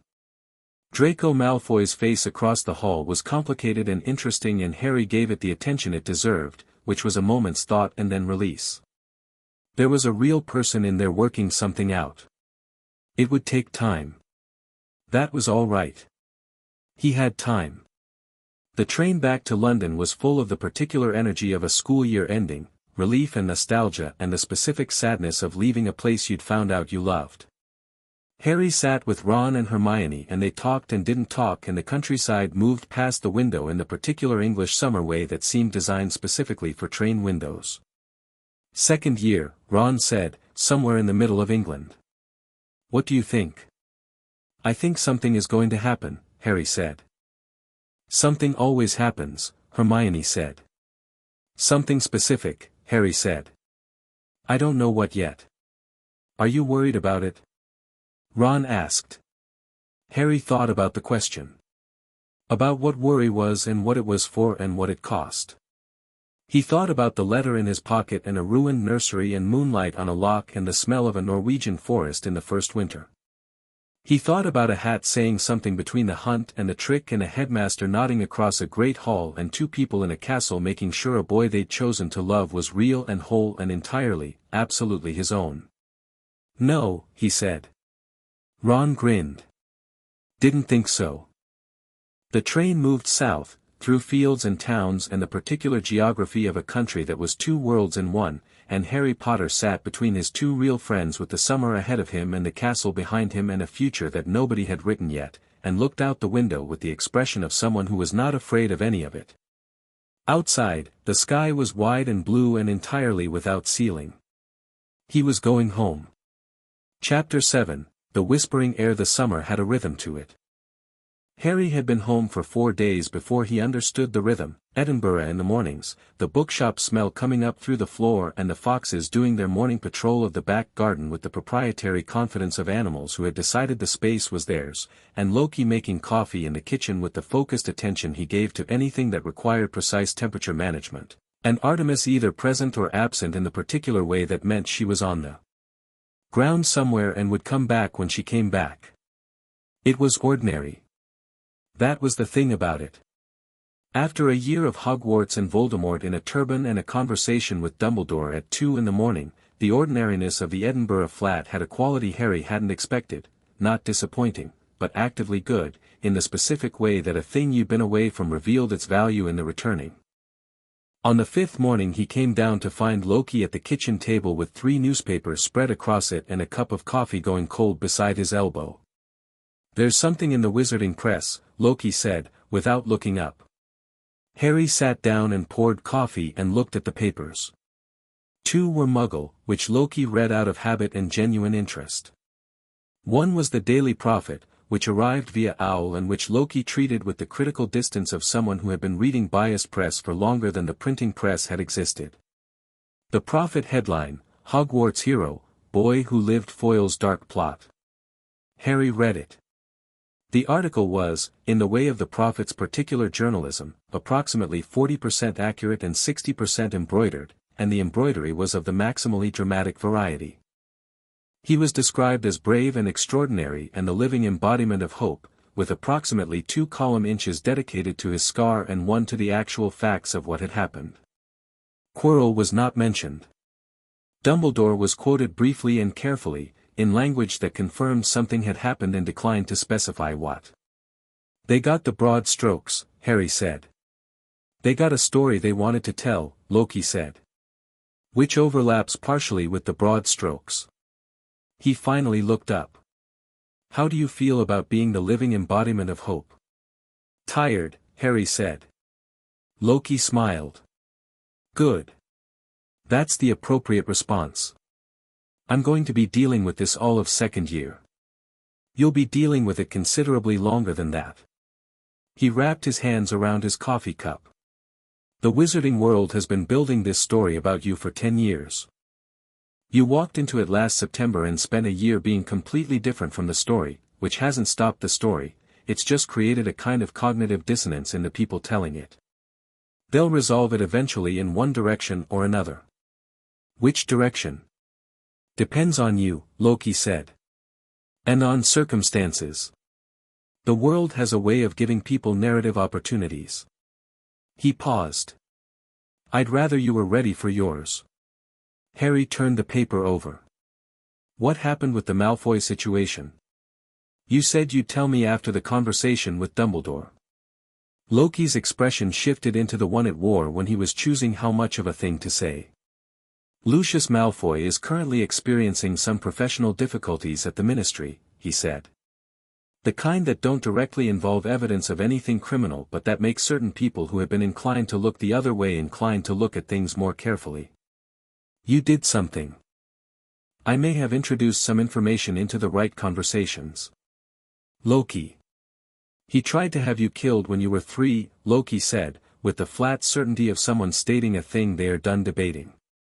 "He was instrumental in what happened at Godric's Hollow, not through direct action but through the kind of support that enables direct action. The fact that he walked away from that wearing plausible deniability has always been a technical problem for me."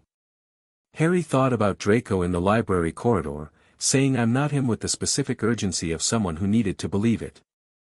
"What does it mean for Draco?" he asked. "Nothing immediate," Loki said. "Lucius is careful and the difficulties are the kind that can be navigated. It means reduced social currency and some uncomfortable ministry scrutiny and the specific discomfort of a very proud man feeling eyes on him that he doesn't control." He paused. "Draco will notice. He'll notice his father's mood change. He may not understand the cause.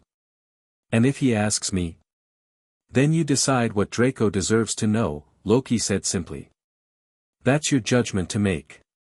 This was one of the consistent things about Loki's parenting, the genuine, no caveat transfer of judgment to Harry when Harry was the one in the situation. Not "here's what you should do" but "here's what's true, now you decide." Harry had grown up understanding that this was a form of respect rather than abdication, and he still found it, occasionally, startling in the best way. Artemis appeared in the kitchen doorway. She'd been out since before he came down and had brought the outdoors back with her, the particular Edinburgh summer smell of wet stone and green things that managed to grow despite everything. "The owls are starting," she said, setting a stack of letters on the table. Harry looked at the stack. Most of them were clearly from people he didn't know, the handwriting was too formal, the envelope sealed with too much ceremony, and a few were clearly from people he did know, including one he recognized as Hermione's precise script and one he recognized as Ron's handwriting, which communicated warmth and enthusiasm even in the address. He picked up Ron's first. Harry, saw the prophet, mental, Mum keeps hugging me, Ginny wants your autograph, I told her absolutely not, sorry, come visit, Mum said to ask, any time, she wants to meet you properly. Fred and George have been making jokes about the Philosopher's Stone all week, I think they're secretly impressed, also Percy is being unbearable about it in the way he's unbearable about things he's actually proud of, right back. Ron. The letter had no paragraphs, which was completely Ron. Harry held it for a moment with the particular warmth that Ron's presence always produced, the warmth of something simple and real, and then set it aside to reply to later.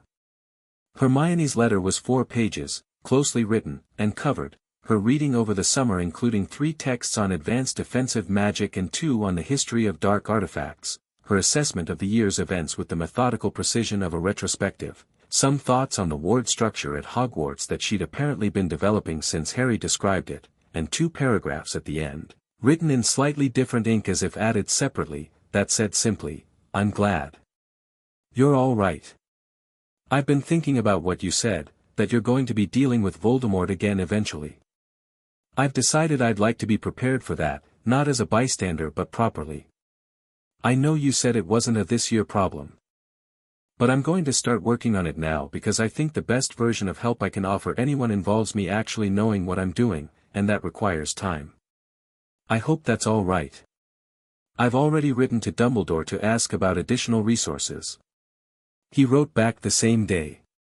Harry smiled at this. Of course she'd already written to Dumbledore, of course Dumbledore had written back the same day, and of course Hermione had framed her decision as a practical matter and then put it in a separate paragraph at the end of a letter as if it were an afterthought when it was clearly the entire point.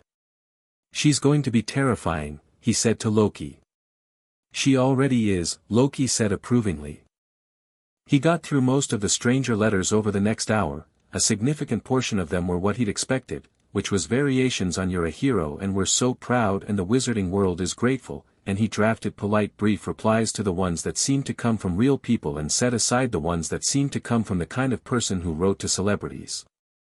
The distinction was detectable in the writing, though it required some calibration. One letter gave him pause. The handwriting was careful and slightly uneven, as if written by someone to whom writing was not natural. The parchment was plain and the seal was none that he recognized. He opened it.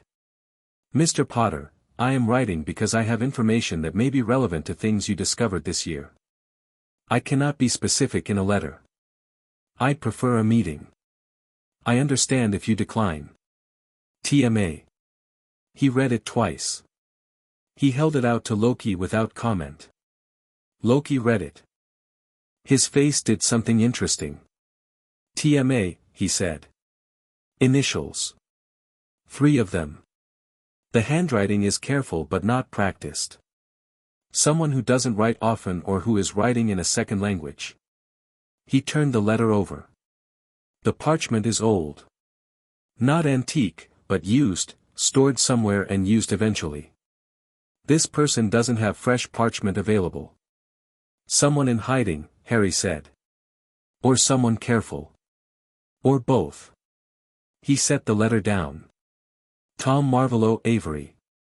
Terence Malachi Ashburn. Thea Marie Alderton. He paused.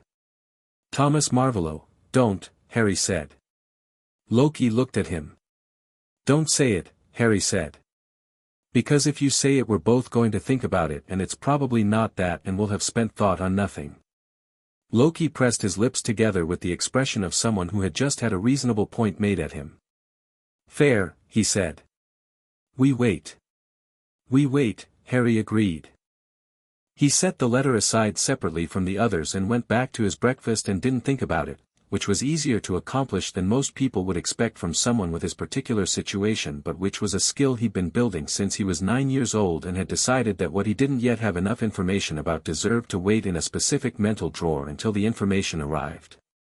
The drawer was labeled clearly. He shut it. The summer moved. He spent 3 days at the Burrow in July, which was an experience he would have been wholly unprepared for if Ron's letters hadn't been preliminary documentation of what the burrow was like. It was loud in a way that was constant and layered rather than intermittent, 7 Weasleys in a house that seemed to have been built by someone who added rooms when they needed them rather than when they planned to, and the result was a structure that was architecturally unique and entirely comfortable, with the warmth of a place that had been genuinely inhabited for a very long time by people who liked each other. Molly Weasley greeted him at the door and looked at him for a brief moment with an expression he'd learned to recognize, the expression adults got when they were seeing him and overlaying it with what they knew about his parents, the brief calculation of resemblance in history. Then she moved through it and said, "You're thin, come in and eat something." He ate. He ate considerably, because the food was the kind of food that was made with the intention of feeding a family that ate seriously, and it was excellent in the specific way that home cooking was excellent, the flavor of a recipe made 100 times and loved each time. Arthur Weasley appeared from the garden shed with the expression of a man who had been waiting to meet someone and had been carefully managing the waiting. He shook Harry's hand with the enthusiasm of someone for whom this was a significant pleasure and then immediately asked about what it was like growing up in a non-magical home, which Harry had been told to expect but found charming anyway. "The Muggle world, I mean, not that your home was Muggle, exactly, if your parents are who and of course you're magical yourself, but the day-to-day of it." Arthur paused, aware he was rambling. "I'm sorry. I just find these are amazing." He held up a rubber duck that he'd apparently been examining in the shed. "I've been trying to work out what they're for." "They float in water," Harry said.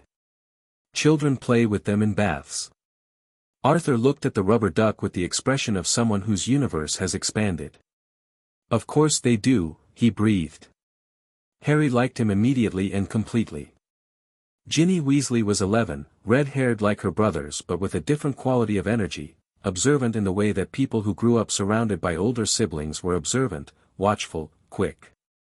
She looked at Harry once from the kitchen doorway and then left without saying anything, which Ron had warned him about. "She's been talking about you for ages," Ron said, in the resigned tone of an older brother. "She's embarrassed now that you're actually here." "I'm not going to make it weird," Harry said. "I know. But Ginny," Ron glanced at the doorway.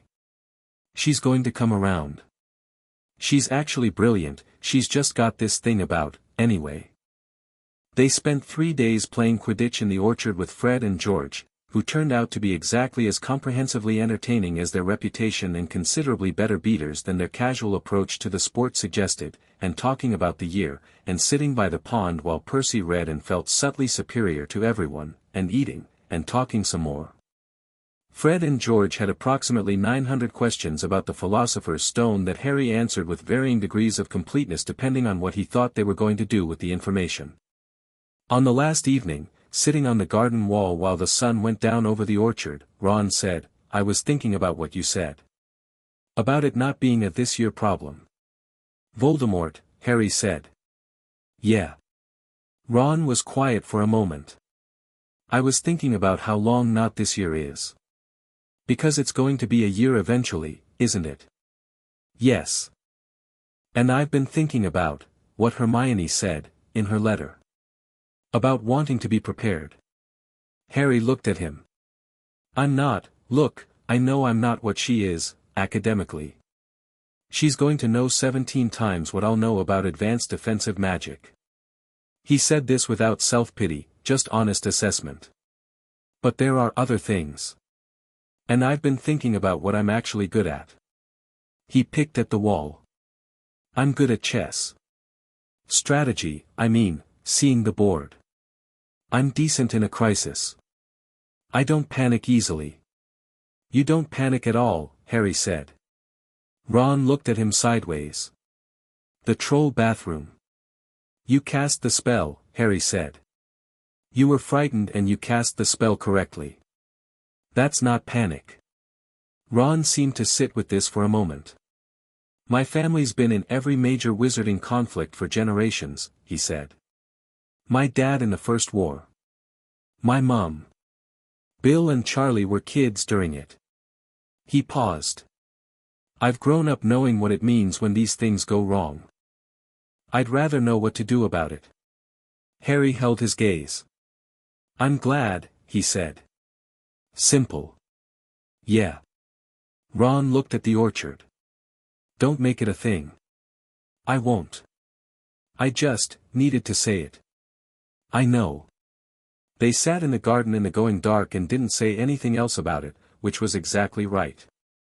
The orchard moved in the evening wind, and somewhere inside the burrow Molly was calling someone for dinner, and the particular smell of the garden, flowers and earth and the river somewhere distant, was the smell of a thing entirely itself. Harry came back to Edinburgh with the feeling that the summer was being good to him in specific ways: the letter in the separate drawer, the conversation at the burrow, Hermione's 4-page letter and its add-on paragraph, Loki's newspapers, Artemis talking to the Edinburgh forest at dawn. The pieces of his life assembling around him with the quality of things that were genuinely his rather than assigned. He spent August in a particular way. Mornings with the new schoolbooks. Second-year defense against the dark arts was taught by Gilderoy Lockhart, whose books were the specific kind of entertaining terrible that rewarded close reading for the gaps between what was claimed and what was technically evidenced. Harry read them all in a week and made notes on what Lockhart knew demonstrably and what he'd clearly lifted from other sources. He's going to be useless, he told Loki. He's going to be usefully useless, Loki said. There's a difference. Someone who teaches a subject badly teaches you what the subject isn't. That has some value. You're being generous. I'm being strategic. He looked at the Lockhart book spread across the sitting room floor with an expression that suggested he'd done his own research on the subject. Gilderoy Lockhart is a man who convinced himself his own story was real. That's interesting psychologically. It's also a warning about a specific kind of danger. Self-deception. The best kind of liar believes the lie, Loki said. He said it the way he always said things about deception, with the authority of genuine expertise and the specific care of someone who had spent a lot of time thinking about where the line was. Lockhart is more dangerous to himself than to anyone else, but that kind of person occasionally causes collateral damage through sheer enthusiasm for their own fiction. Harry set down the current Lockhart volume, Magical Me, which was perhaps the most accurate title in the series for reasons Lockhart hadn't intended. Do you lie to me? He asked. Loki looked at him directly. No, he said. I omit sometimes, when I think the timing isn't right. I manage information, which is a real thing that I do and which is different from lying, but which I try to use carefully and tell you about when I've done it. A pause. I have a complicated history with honesty. The version of me that exists with you is the version that decided some things were too important for the compromise. Harry held his gaze for a moment. I know, he said. I've always known. Loki breathed out. The omission thing. Tell me what you've been omitting, Harry said. Not accusatory. Just, it was time for the drawer. Loki picked up his coffee cup. The letter, he said. TMA. You know who it is. I have a strong suspicion. Tell me. Loki set the cup down.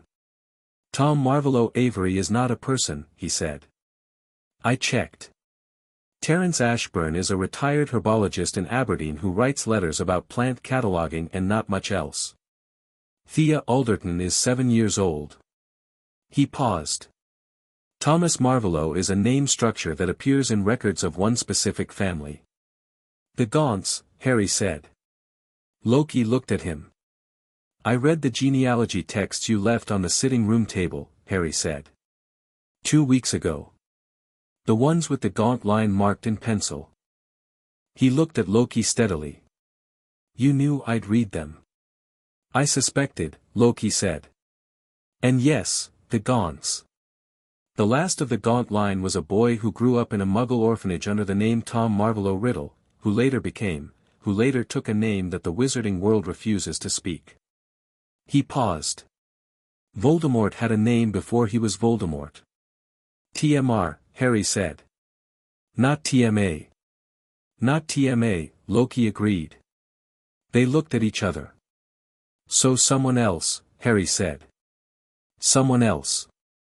Who knows enough to use that name structure as a signal? Loki turned his cup in his hands. I think it's genuine. I think someone wants to talk to you about Voldemort's history in a way they can't do through official channels. The question is who and why. Is it dangerous? Potentially. He met Harry's eyes.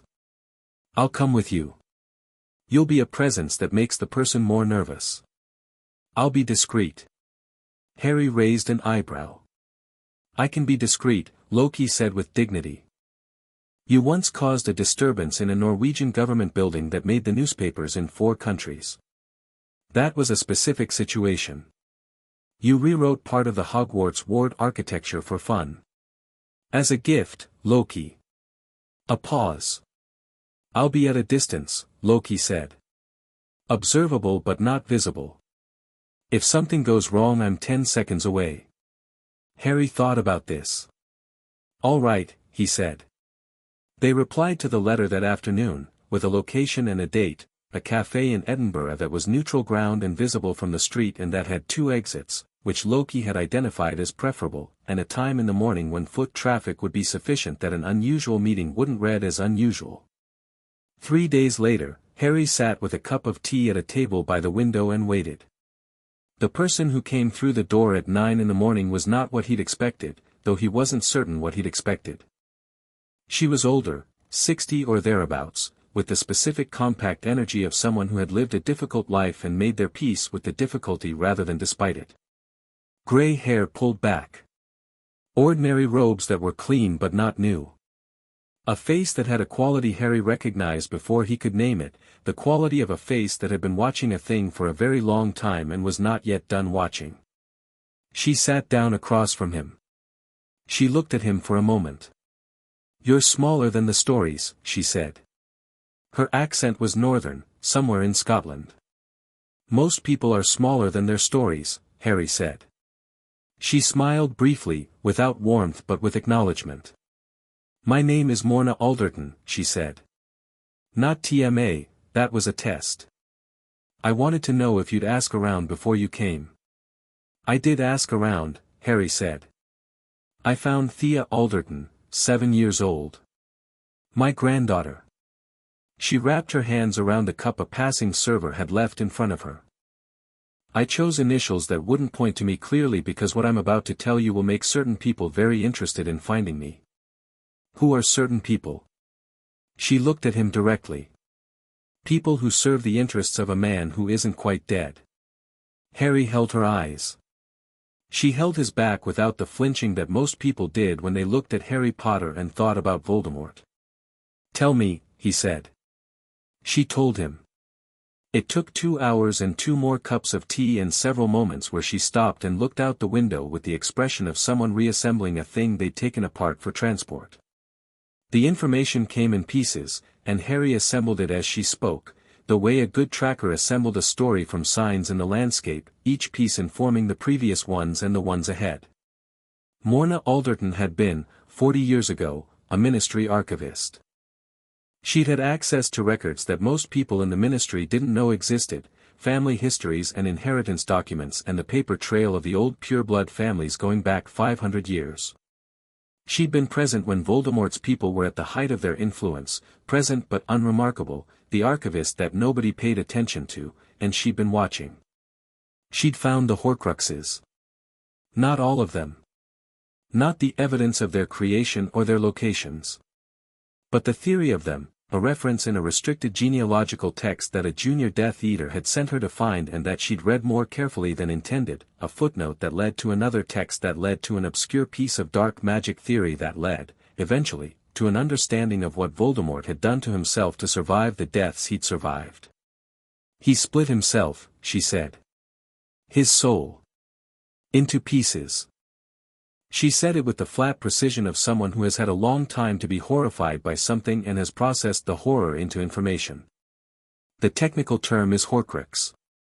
An object that contains a piece of a person's soul. As long as the object exists, the person cannot die. Harry looked at his tea. More than one? He asked. The records suggest multiples, she said. It's The magic of it is dark in a way that has consequences. Each split costs something. Changes something in the person doing it. She paused. By the end, what was doing the splitting was barely recognizable as human. He was a person once, Harry said. Not charitably. As a fact. A remarkable one, she said, and her voice had a quality he couldn't immediately parse. I did my own research, after I found the reference.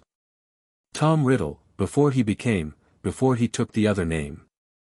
He was extraordinary. Brilliant. Talented beyond almost anyone the wizarding world has produced. She looked at the table. And completely without, there was nothing that loved him, as a child. And he made a philosophy from that. A whole worldview. Muggles and Muggleborns couldn't be real because real things had to be capable of love, and he'd decided love was weakness or lie, and so the world had to reorganize itself around that decision. He was wrong, Harry said. Catastrophically, she agreed. But you can see how the reasoning worked from inside it. She looked at him. Why I'm telling you this, the Horcruxes are why he survived. The Horcruxes are why he'll come back. Dispersing him, which is what you did in the castle, it's not permanent. He has anchors still. Until the anchors are gone, he cannot be gone. Harry was quiet for a moment. The cafe moved around them, two women at a corner table talking about something that involved a lot of enthusiastic gesturing, a man at the counter reading a newspaper with the focused attention of someone absorbing information, ordinary Tuesday Edinburgh going about its business. You've been sitting on this for 40 years, he said. I wasn't sure who to give it to, she said. The ministry was corrupted, in parts. Dumbledore was, I tried, once. I sent information. It didn't reach him. She paused. Or it reached him and he couldn't act on it, which amounts to the same thing in terms of the outcome. Why me? Why now? She looked at him with the look he recognized from the letter, the look of someone who had been watching and was finally done watching. Because you went into that castle last year and came back out, and when you came back out you were exactly who you walked in as. No more, no less. She paused. Every person I've ever given information to, it changed them. Made them larger or made them afraid. You're sitting here looking like someone who received slightly challenging homework. Harry thought about this. It is challenging, he said. That doesn't mean I want to be someone else about it. She smiled, and this one was real. He came out of the cafe into the Edinburgh morning. Loki was at the corner of the street, buying a newspaper from a stand, in the posture of someone who had been extremely present while appearing extremely absent.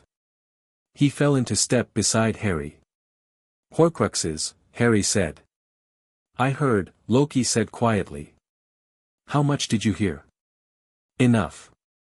He folded the newspaper under his arm. They walked half a block in silence. I knew about them, he said. In broad theory. I suspected Voldemort specifically. I didn't know the scope. Harry looked at him. I was trying to work out how to tell you, Loki said. In a way that didn't make it enormous. Because it is enormous and I know it's enormous and I wanted, he stopped. I didn't want the summer to be the summer you found out about Horcruxes and nothing else. It's the summer I found out about Horcruxes, Harry said. And I had 3 days at the Burrow and I've been teaching you to make decent coffee for 4 years and this morning I found out we have foxes. He paused. Both things are true at once. Loki breathed out. Tell me what you know, Harry said. All of it. So Loki told him everything he'd been omitting, and Harry listened, and they walked through Edinburgh in the August morning while the information settled into the part of Harry's mind that held big things, the drawer that wasn't labeled anymore, that had become a room, and the room was large enough to hold what was in it without collapsing. Horcruxes. Multiple. Objects. Anchors. A soul split by violence and malice across decades. A man who had been a brilliant, unloved boy who chose wrongness with the total conviction of someone who had never been shown an alternative. He thought about what Morna Alderton had said. There was nothing that loved him, as a child. He thought about himself at 3 years old in a ruined nursery, being looked at by a goddess and a trickster god who had no reason to stay and did anyway. He thought about what the difference was. "Are you all right?" Loki asked, somewhere near the park. "I'm angry," Harry said. Not performed anger. The real kind, the cold specific kind.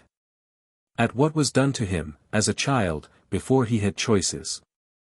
At what he chose when he had choices. At the people who served him. At the structure of a world where a child could be that alone and grow up into that damage. He breathed. "I'm angry at all of it." "Yes," Loki said. "And then I'm going to do something about it."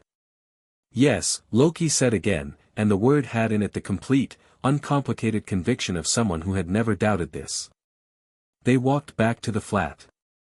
The foxes were in the back garden. Artemis was on the roof, visible if you knew to look, reading something against the Edinburgh sky. Harry stopped at the garden gate. He thought about a year at Hogwarts and everything he'd learned in it. He thought about second year starting in 3 weeks, and the things that might be in it, Lockhart and his uselessness, something Loki had mentioned in passing about a diary that had once belonged to Tom Riddle, the general quality of the wizarding world's tendency to produce events. He thought about Ron wanting to be useful and Hermione already writing to Dumbledore and Dumbledore nodding across the Great Hall with the honesty of a man choosing to do better. He thought about Horcruxes and what they meant and the long road of what they required. He looked at the Edinburgh garden and the foxes and the summer. "I'm ready to go back," he said. "I know," said Loki. "Second year is going to be interesting. Everything involving you is interesting." "Is that a compliment?" "It's an observation," Loki said. "But yes."